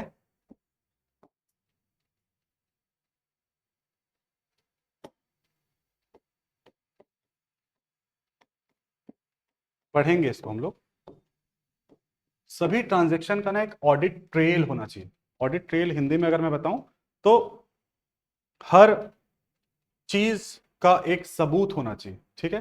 तो वेरिएबल ऑब्जेक्ट एविडेंस प्रिंसिपल या सत्यापन योग्य वस्तुनिष्ठ साक्ष्य सिद्धांत बोलता है कि आप अगर पंजी प्रविष्टि कर रहे हो तो उसका एक आधार होना चाहिए। भैया आप रिसिप्ट, अगर आपने प्राप्त किया है पैसा तो एक रिसिप्ट वाउचर कटना चाहिए। सेल्स रिकॉर्ड कर रहे हो तो एक सेल्स का रसीद होना चाहिए। परचेस कर रहे हो तो परचेस का बिल होना चाहिए, ठीक है। अगर आप कोई ऐसा एंट्री पास कर रहे हो जहां पे रिसिप्ट या पेमेंट इन्वॉल्व नहीं है, आपको ये कोई ऐसा पंजी प्रविष्टि बता सकते हो जिसमें रिसिप्ट या पेमेंट इन्वॉल्व नहीं है? चैट बताइए तो, ऐसा कोई भी पंजी प्रविष्टि जिसमें रिसिप्ट या पेमेंट इन्वॉल्व नहीं है। डेप्रिसिएशन, वेरी गुड, ठीक है। ऐसे प्रकार के जर्नल एंट्री के लिए भी एक जर्नल वाउचर क्रिएट किया जाता है, जेवी बोलते हैं उसको, ठीक है। उसका रिसिप्ट वाउचर नहीं रहेगा, उसका पेमेंट का नहीं रहेगा, उसका परचेज का नहीं रहेगा, उसका सेल्स का भी नहीं रहेगा, उसको जेवी वाउचर बोलते हैं। चूंकि आप लोगों में कंप्यूटरीकृत अकाउंटिंग भी है सिलेबस में, जिसमें टैली हम लोग को पढ़ना है शायद, है ना, तो उसमें मैं पढ़ाऊंगा आप लोगों को जेवी क्या होता है, ठीक है। तो उसके लिए ना बच्चों, ये पूरा इस वेरीफाइबल ऑब्जेक्टिव एविडेंस प्रिंसिपल का सार ये है कि सब चीजों का एक प्रूफ होना चाहिए, बस ये याद रखेंगे जो मैंने अभी व्यवहारिक उदाहरण आपको दिए। This principle states that the all accounting records and transaction must be supported by documentary evidence, ठीक है। Receipt voucher, payment voucher, sales का वाउचर, पेमेंट का bill etcetera, that is objective and can be verified by an independent person, एक स्वतंत्र व्यक्ति जिसको हम लोग ऑडिटर बोलते हैं, उसके द्वारा उसका वेरीफाई किया जाना चाहिए। तो कहीं ना कहीं ये आपके ऑडिट का आधार बन रहा है, ठीक है। वेरीफाइड ऑब्जेक्टिव एविडेंस प्रिंसिपल मतलब एक ऑडिटर जब आता है ना, तो वो ये मान के चलता है कि आपने वेरीफेबल ऑब्जेक्टिव एविडेंस प्रिंसिपल, सत्यापन योग्य वस्तुनिष्ठ साक्ष्य सिद्धांत का पालन किया हुआ है, ठीक है। चलिए, उदाहरण की आवश्यकता बिल्कुल नहीं है। ऐतिहासिक लागत का सिद्धांत हमको बोलता है कि जब भी हम कोई चीज को रिकॉर्ड करते हैं, अब लागत किस में आएगी, कोई चीज को खरीदेंगे तब, ठीक है। तो ऐतिहासिक लागत ये बोलता है कि जितने में तूने खरीदा है उतने में ही रिकॉर्ड कर। अगर मैंने एक मशीनरी खरीदी जिसको 3 लाख रुपए में खरीदा मैंने एक वेंडर से, जिसका नाम था प्रभास लिमिटेड, ठीक है। प्रभास लिमिटेड ने मुझे एक मशीनरी बेची 3 लाख रुपए में। और प्रभास जो था ना, वो मेरे दोस्त सुहास का दोस्त था, ठीक है। तो उसने बोला तू सुहास का दोस्त है तो मैं तेरे को ना ये 5.5 लाख की मशीनरी है उसको 3 लाख रुपए में दे रहा हूं करके, तेरे को 3 लाख ही पड़ेगा। तो मैं उसको 5.5 लाख रुपए में रिकॉर्ड नहीं करूंगा, मेरे को जो लागत पड़ी ना उसी में रिकॉर्ड करूंगा, ठीक है। क्या बोलता है the historical cost principal states that asset should be recorded at their original purchase cost. मैं क्यों ज्यादा में रिकॉर्ड करना चाहूंगा, ताकि मेरे संपत्ति की वैल्यू ज्यादा दिख सके, बैलेंस शीट में बढ़िया मेरा एकदम एसेट साइड खिला हुआ दिखे, ज्यादा एसेट है करके दिखेगा ना, जबकि मेरे को सस्ते में मिला है वो। या अगर मैं ज्यादा में रिकॉर्ड करूंगा तो मेरे को डेप्रिसिएशन ज्यादा लगाने के लिए मिलेगा, उससे मेरा खर्चा ज्यादा दिखेगा, उससे इनकम टैक्स कम आएगा, तो मैं उसको अपने गलत उद्देश्य के लिए यूज कर सकता हूं। उसके लिए यहां पर क्या आता है, हिस्टोरिकल कॉस्ट प्रिंसिपल पे आपको रिकॉर्ड करना है कि जितने में तुमने खरीदा है भैया उतने में ही रिकॉर्ड करो। Eight the time of this cost become the basis for all subsequent accounting, और यही फिर ना आगे चल के आगे की चीजों का आधार बनेगा, मतलब डेप्रिसिएशन इसी पे लगेगा, ठीक है। A business purchased land of 20 lakh in 2015. In 2024, the market value of the land is 50 lakh. The business will still show the land in 20 lakh. आपने 20 लाख में जमीन खरीदा है, उसकी भले मार्केट वैल्यू 50 लाख क्यों ना हो, आपने जितने में खरीदा है उतने में रिकॉर्ड करोगे, ना कि उससे ज्यादा में रिकॉर्ड करोगे। बताइए लैंड पर डेप्रिसिएशन कितने प्रतिशत से लगता है? Very good, land is non depreciable asset, ठीक है। तो लैंड पे डेप्रिसिएशन नहीं लगता। एक जनरल नॉलेज क्वेश्चन आप लोगों के लिए था। चलिए,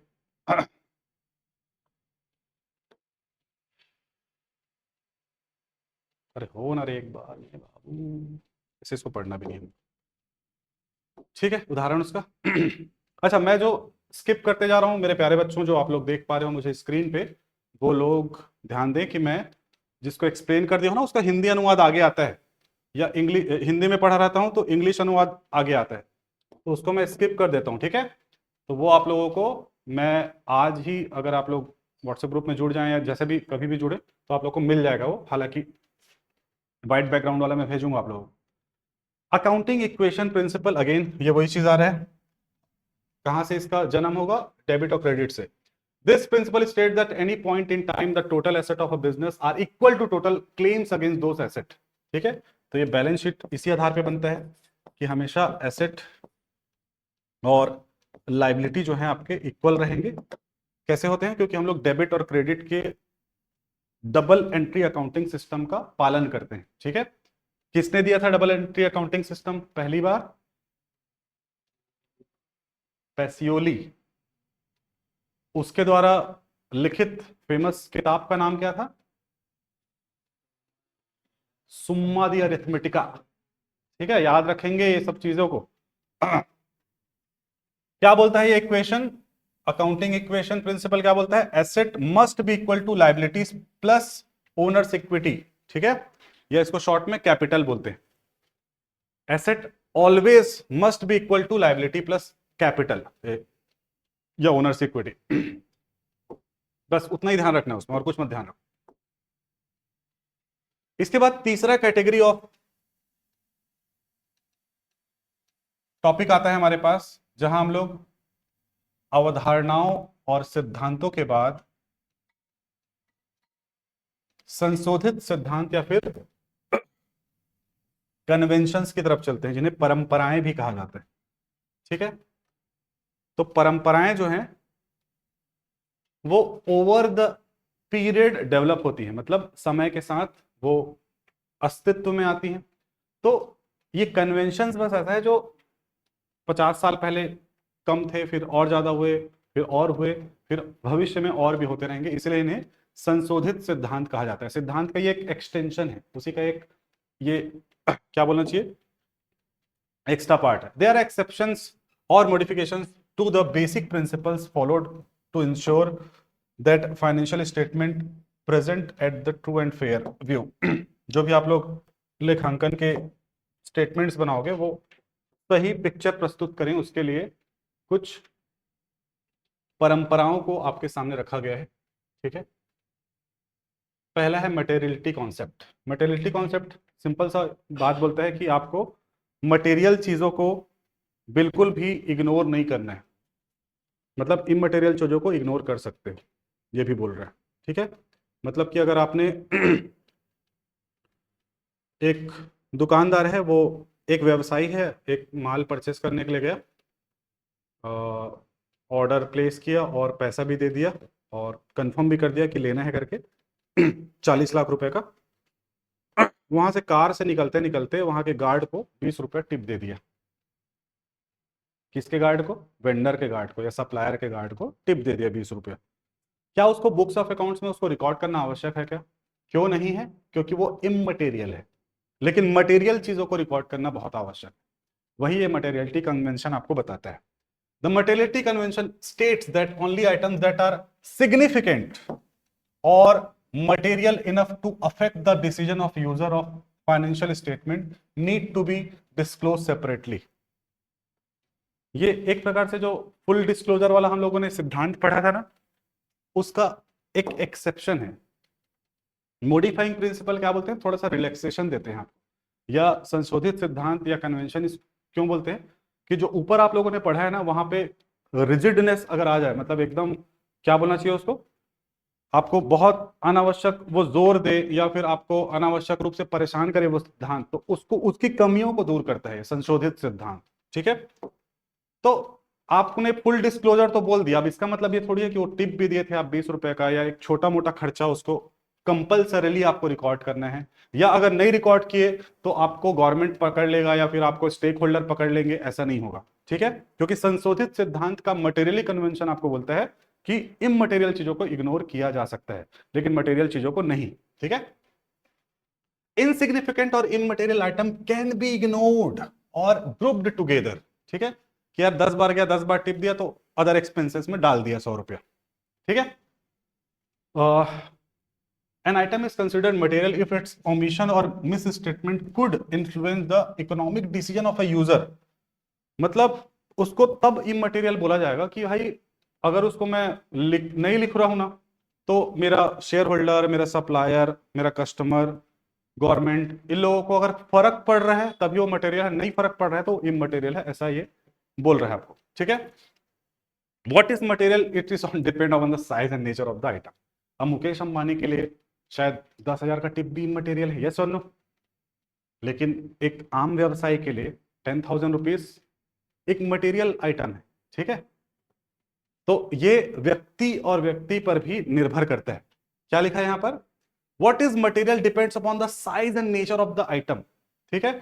या फिर बिजनेस, जैसे मैंने मुकेश अंबानी का एग्जांपल दिया, तो अलग अलग व्यवसाय पर भी वो निर्भर कर सकता है। मतलब अगर कभी कोर्ट में प्रस्तुत हुए इन चीजों को लेकर आपने अकाउंटिंग सही तरीके से नहीं किया है, आपने एक चीज डिस्क्लोज नहीं किया, तो मटेरियलिटी उसके स्टेटस के आधार पर क्या किया जाएगा? निर्धारित किया जाएगा। A business with total asset of 10 crores purchase a stapler for those, so it would be immaterial to record this as separate asset and depreciate it over 5 years. It is immediately written off as an expense. तो आप stapler खरीद रहे हो, 10 करोड़ का आपका व्यवसाय का turnover या फिर आपका संपत्ति है, वॉटेवर, ठीक है। तो उसको आप एक संपत्ति के रूप में रिकॉर्ड करो, ये नहीं बोलता है अकाउंटिंग, ठीक है। भले ही आप उसको 5 साल में ही क्यों ना यूज करने वाले हो। हम लोग फिक्स्ड एसेट की परिभाषा कैसे देते हैं कि ओवर द ईयर से हमको लाभ कमाने में हेल्प करेगा, ऐसा हम लोग परिभाषित करते हैं उसको। अब स्टेपलर भी यार चलेगा 5 साल वो भी, तो क्या उसको मैं एकदम एसेट के रूप में रिकॉर्ड कर लूं? क्या नहीं, उसको खर्चे के रूप में रिकॉर्ड करो या इग्नोर कर दो, चलेगा, क्योंकि वो इमटेरियल है। वहां पर ये दावा नहीं ठोका जाएगा कि तुमने यार वो ये वाला प्रिंसिपल यूज नहीं किया, ये वाला कॉन्सेप्ट यूज नहीं किया, ये तो 5 साल तक चलता एटसेट्रा, ठीक है। तो एक रिलैक्सेशन आपको प्रदान कर रहा है।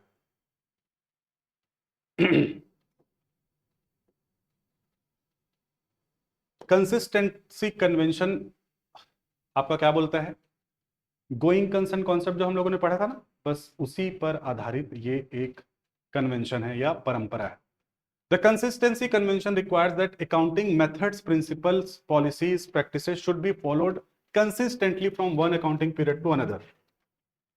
कंसिस्टेंसी बोलता है कि अगर आप कोई ऊपर के लिखे हुए लेखांकन सिद्धांतों को आपने जो अभी ऊपर पढ़ा, तो उनको आप अगर फॉलो कर रहे हो तो उसे कंसिस्टेंटली फॉलो करो। इसका तात्पर्य होता है कि अगर आप लोग अपने व्यवसाय में किसी एक प्रकार से, एक उदाहरण दे रहा हूं, किसी एक प्रकार का डेप्रिसिएशन मेथड यूज कर रहे हो, जैसे आप लोग स्ट्रेट लाइन मेथड यूज कर रहे हो, ठीक है, सरल रेखा पद्धति, किस क्या बोलते हैं उसको, सीधी रेखा पद्धति, ठीक है। अगले साल फिर आप उसको रिटर्न डाउन वैल्यू मेथड नहीं कर सकते, फिर उसके साथ सरल रेखा पद्धति मत करो, जो अकाउंटिंग प्रिंसिपल एक बार यूज कर रहे हो वही यूज करो। आप लोग अगर रोकड़ आधारित लेखांकन कर रहे हो और वो कानून के द्वारा स्वीकार्य है तो रोकड़ आधारित ही करो, बीच में फिर उसको एक्रूअल मत करो, फिर उसके बाद रोकड़ आधारित मत करो। एक कंसिस्टेंसी आपकी रहना चाहिए। The consistency convention requires that accounting methods, policies and practices should be followed consistently from one accounting period to another accounting period. This allows for meaningful comparison, ठीक है। आपको प्रश्न आएगा कि कंसिस्टेंसी कन्वेंशन के क्या लाभ होते हैं, ठीक है। उन लाभों में से ना ये एक तो दिया रहेगा और 2-4 ऐसा चीज दिया रहेगा जो शायद इससे रिलेट ना करे, तो आपको ये चीज को चुनना है कि 2 फाइनेंशियल पीरियड के परफॉर्मेंस को या स्टेटमेंट को कंपेयर करने में वो हेल्प करता है, ठीक है। एग्जाम्पल में आपको देखने के लिए मिलेगा वही वाला डेप्रिसिएशन का, ठीक है। तो एक कंसिस्टेंसी प्रिंसिपल का उदाहरण देंगे कि कंसिस्टेंसी कन्वेंशन का उदाहरण देंगे या संगतता की परंपरा का। अगर ये आ चुका है एक्चुअली व्यापम में प्रश्न, ठीक है, कि एक व्यवसायी जो है वो लगातार अपने मूल्यह्रास के मेथड्स को चेंज करता रहता है, वो किस अवधारणा का क्या बोलना चाहिए, कॉन्ट्रावेंशन कर रहा है या किस चीज को वो तोड़ रहा है, तो आपको लिखना है कंसिस्टेंसी कन्वेंशन को उल्लंघन कर रहा है। तो वहां पे बहुत सारे क्या बोलते हैं, आपको उदाहरण दिए रहेंगे अलग अलग प्रिंसिपल्स के, ठीक है। यहाँ पे वो उसी चीज को बताया गया है। कंजर्वेटिज्म, कंजर्वेटिज्म क्या बोलता है, चलो इसको जूम करने से पहले कंजर्वेटिज्म की अवधारणा किसी को ध्यान में है क्या? ये पहले से थोड़ा पढ़ा हुआ है। रूढ़िवादिता सिद्धांत, थोड़ा बहुत। रूढ़िवादिता किसको बोलते हैं? रूढ़ी, पुरानी सोच, एकदम सही जवाब। रूढ़िवादिता उसको बोलते हैं। हमारे यहाँ रूढ़िवादिता क्या है लेखांकन में, भारत में, जो हम लोग एक कन्वेंशन है, मतलब मान्यता के रूप में, कि लाभ को तब तक रिकॉर्ड मत करो जब तक वो कंफर्म ना हो गया हो, ठीक है। और एक्सपेंस अगर एक्सपेक्टेड भी है तो उसको रिकॉर्ड कर लो। ये आपको बताता है कंजर्वेटिज्म या रूढ़िवादिता परंपरा, या इसी को प्रूडेंस कन्वेंशन भी बोलते हैं। इसी प्रूडेंस कन्वेंशन या इसी कंजर्वेटिज्म कन्वेंशन या इसी रूढ़िवादिता परंपरा के कारण ही प्रोविजन फॉर बैड डेट या प्रोविजन फॉर टैक्सेशन या प्रोविजन फॉर सैलरी, ये सब जो हम लोग रिकॉर्ड करते हैं ना, वो इसी कारण करते हैं कि अगर आपको लग रहा है ना कि फलाना डेटर है आपका, वो पैसा नहीं देने वाला है, आप उधारी में माल बेचे थे, 10 लोगों को बेचे थे, लेकिन एक जने जिसको माल बेचे थे ना, वो कंफर्म हो, मतलब आपको लग रहा है कि नहीं दे पाएगा ये, तो तुरंत उसके नुकसान को रिकॉर्ड कर लो, तुरंत कर लो। और अगर आपको लग रहा है कि एक लेनदार जो है, जो हमसे पैसा लेने वाला है, वो ना अगले महीने यार मेरे को ना 2,000 रुपया तो छोड़ देगा, डिस्काउंट दे देगा, ऐसा लग रहा है मेरे को, उसको रिकॉर्ड मत करो। क्योंकि रूढ़िवादिता क्या बोलती है? नुकसान की संभावना को तुरंत रिकॉर्ड करो, लेकिन लाभ की संभावना को रिकॉर्ड मत करो, वो होगा तभी रिकॉर्ड करो। यही रूढ़िवादिता सोच कहलाती है। ये रूढ़िवादिता है हमारी, अच्छी रूढ़िवादिता है कि हम भैया थोड़े कंजर्वेटिज्म रखते हैं, कंजर्वेटिव टाइप के हैं, नुकसान का संभावना है तो रिकॉर्ड कर लो, लेकिन लाभ की संभावना को रिकॉर्ड मत करो। ये बात को आप लोग ध्यान में रखेंगे। The conservatism convention, also called prudence, states that when there is an uncertainty or doubt, one should choose the alternative that it is least likely to overstate asset and profit. In other words, anticipate no profit but provide for all possible losses. बस ये एक line का है ये परिभाषा पूरा, इसका ऊपर का कुछ मत पढ़ो, काट दो, पूरा काट देना अपने नोट्स में भी। Anticipate no profit but provide for all possible losses, कोई भी लाभ को एंटिसिपेट या मतलब अपने बुक्स ऑफ अकाउंट्स में मत दर्शाओ। हिंदी में इसको बता देता हूं एक बार।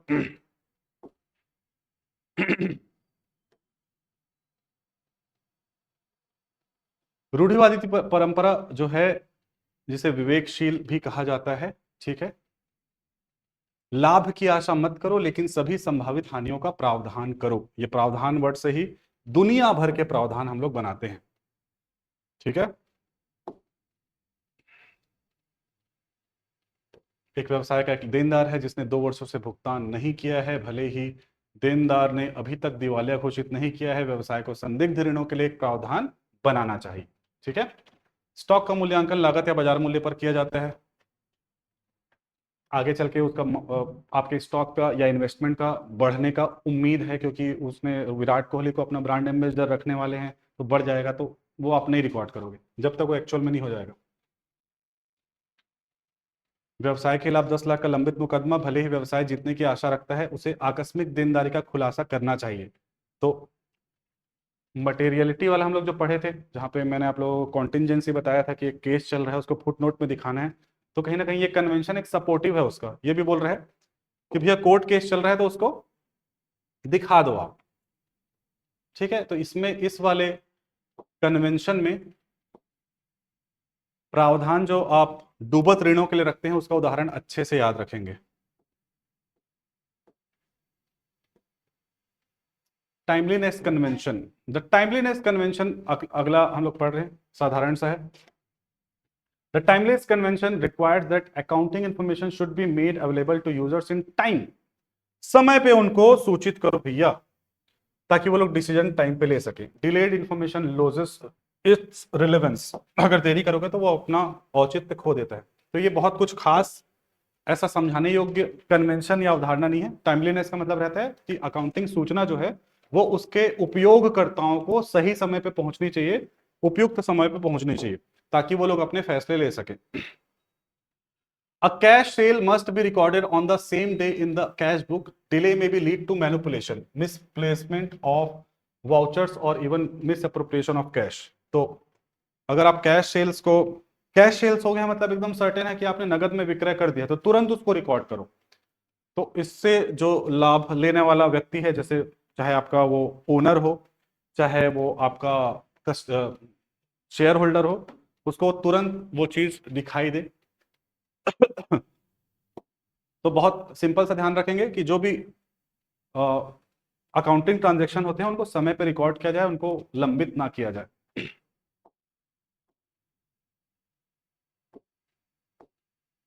ठीक है, बस इतने ही हमारे अकाउंटिंग प्रिंसिपल, कन्वेंशंस और अजम्पशन हम लोगों ने पढ़ा, और इन्हीं, तू कर ले अपना, इन्हीं अकाउंटिंग कॉन्सेप्ट यानी कि अवधारणाएं, प्रिंसिपल यानी कि सिद्धांत, और कन्वेंशन यानी कि परंपराओं के आधार पे आपके 40 बायलिंगुअल क्वेश्चंस मैंने यहाँ पे दिए हुए हैं। ठीक है, कोशिश किया है, प्रयास किया है बच्चों की इसको ना पुरानी परंपरा, बिल्कुल मीनू एकदम सही जवाब, कोशिश किया है कि ना वर्तमान जो व्यापम का पैटर्न है उस पर मैं इसको दूं, तो आप लोग पाओगे कि ना हर बार शुरू से के जो 30 प्रश्न हैं वो बेसिक आपको दिखाई देंगे, स्टैंडर्ड एमसीक्यूज जो हम लोग बहुत पहले से देखते आए हैं। उसके बाद के जो प्रश्न है, 5 प्रश्न मैंने जेकेएलएम पैटर्न या आजकल पीक्यूआरएस पैटर्न में जो आता है उस पर आधारित है, और असर्शन और रीजनिंग के क्वेश्चन भी देखने के लिए मिलते हैं, तो आखिरी के कुछ क्वेश्चन आपको वैसे देखने के लिए मिलेंगे। पहला प्रश्न ही छोड़ो, पहला प्रश्न क्या, देखते हैं कुछ प्रश्न। Yes, okay. लेखांकन का प्राथमिक उद्देश्य क्या है? लाभ अधिकतम करना, उपयोगकर्ताओं को तर्कसंगत निर्णय हेतु सूचना प्रदान करना, कर बचाना या उत्पादन बढ़ाना। सीजीपीएसटी स्टेट सर्विस, उपयोगकर्ताओं को तर्कसंगत सूचना प्रदान करना। ठीक है, साधारण क्वेश्चन आपको ऐसे देखने के लिए मिलेंगे, कुछ कुछ हैं जो आप लोगों को थोड़ा सा सोचने पे भी मजबूर करेंगे।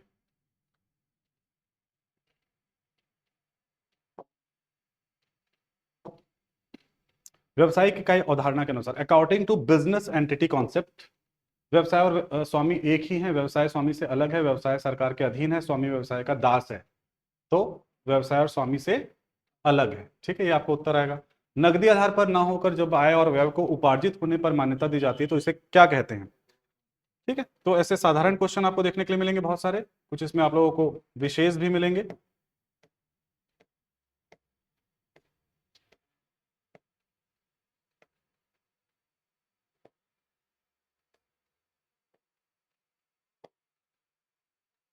और ऐसे असर्शन रीजनिंग का क्वेश्चन जैसे 40th नंबर का देख रहे हैं, भौतिकता परंपरा के अनुसार बहुत छोटी राशि की वस्तुओं जैसे 200 का स्टेपलर को तुरंत व्यय कर देना चाहिए, भले ही वह कई वर्षों में उपयोगी रहे, ये असर्शन है। सॉरी, आपको नहीं दिखाई दे रहा था, सॉरी सॉरी सॉरी, नहीं पढ़ लिया था। लिखा है, according to materiality convention very small value item like 200 stapler should be immediately written off as an expense even though they are useful for many years। और उसका रीजनिंग दिया है, showing such items separately as asset and charging depreciation would cost more than the benefit and it is immaterial। तो यहाँ पे आप लोग पाओगे कि जो इसका असर्शन और रीजनिंग दोनों ही आपको करेक्ट मिलेंगे। अगर इसके विकल्पों में जाएं तो इसका विकल्प ना एक जगह ही दे दिया है मैंने,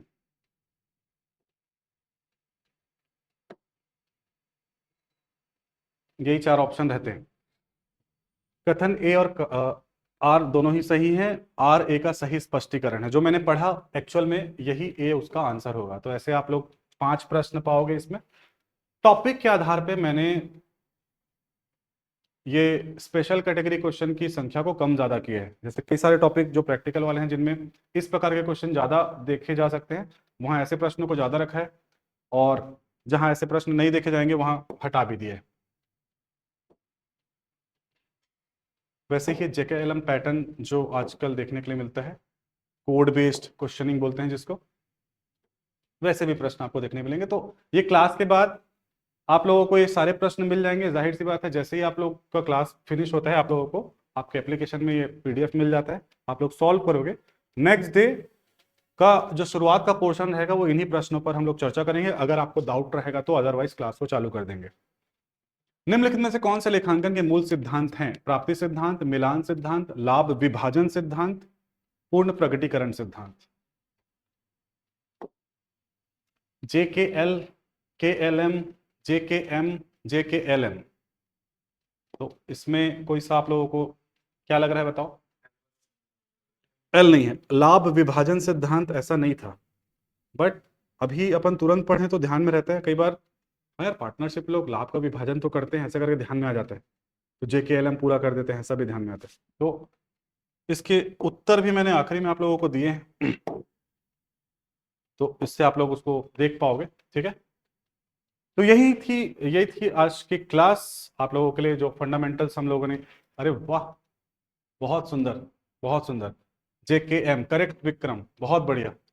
ऑनलाइन के बच्चे तो फुल एकदम एक्टिव हैं, ऐसा नहीं कि ऑफलाइन वाले नहीं हैं। ठीक है, ठीक है, पूरा आंसर की झड़ी लगी है। तो ये जो प्रश्न है बच्चों, ये मैं आप लोगों को प्रदान करूंगा बिल्कुल, ठीक है। ठीक है, मैं देख पा रहा हूँ कि प्रश्नों के प्रति ज्यादा आप लोग वो हैं, तो हम लोग जरूर, मैं ऐसा भी प्रयास करूंगा कि कॉन्सेप्ट पढ़ाते पढ़ाते भी क्वेश्चन करें हम लोग, ऐसा रखेंगे जरूर, ठीक है। चलिए क्लास को यही समाप्त करता हूं बच्चों। कल हम लोग मिलेंगे ऑडिट के फर्स्ट लेक्चर के साथ में, और बहुत इंपॉर्टेंट रहेगा ऑडिट आप लोगों के लिए। अकाउंटिंग फिर भी थोड़ा हम लोग गट फीलिंग से बना जाते हैं या उसके उत्तर मिल जाते हैं, लेकिन ऑडिट जो है वो बहुत कठिन सब्जेक्ट है। मैं आप लोगों को डिस्करेज करने के लिए बिल्कुल नहीं बोल रहा हूँ। आप पास्ट में उसका डेटा खोजने का कोशिश करोगे, नहीं मिलेगा ऑडिट का, ना प्रश्न पत्र मिलेगा कुछ, ना क्वेश्चन मिलेगा, बहुत कम, क्योंकि उसके संबंध में परीक्षा होती है, ठीक है, किसी भी परीक्षा मंडल के द्वारा। तो उसको क्या है, कॉन्सेप्चुअली पढ़ना आवश्यक है। जी सर, थैंक यू, वेलकम बेटा। तो उसको हम लोग ध्यान से पढ़ेंगे, कल पहला लेक्चर उसका रखते हैं, और कोशिश करेंगे कि उसको हम लोग ग्रुप वाइज उसको भी पढ़ें, कि एक पर्टिकुलर ग्रुप का टॉपिक पूरा एक साथ कर ले, ठीक है। आपका सिलेबस उसमें काफ़ी हेल्प कर रहा है हमको ग्रुपिंग करने में। तो मैंने आपको जैसे बताया कि उसके नोट्स मैंने प्रिपेयर कर भी लिए हैं, जो आप लोगों को मैं एडवांस में दे दूंगा, ठीक है। मिलते हैं कल, thank you so much, take care, bye bye, good night सबको।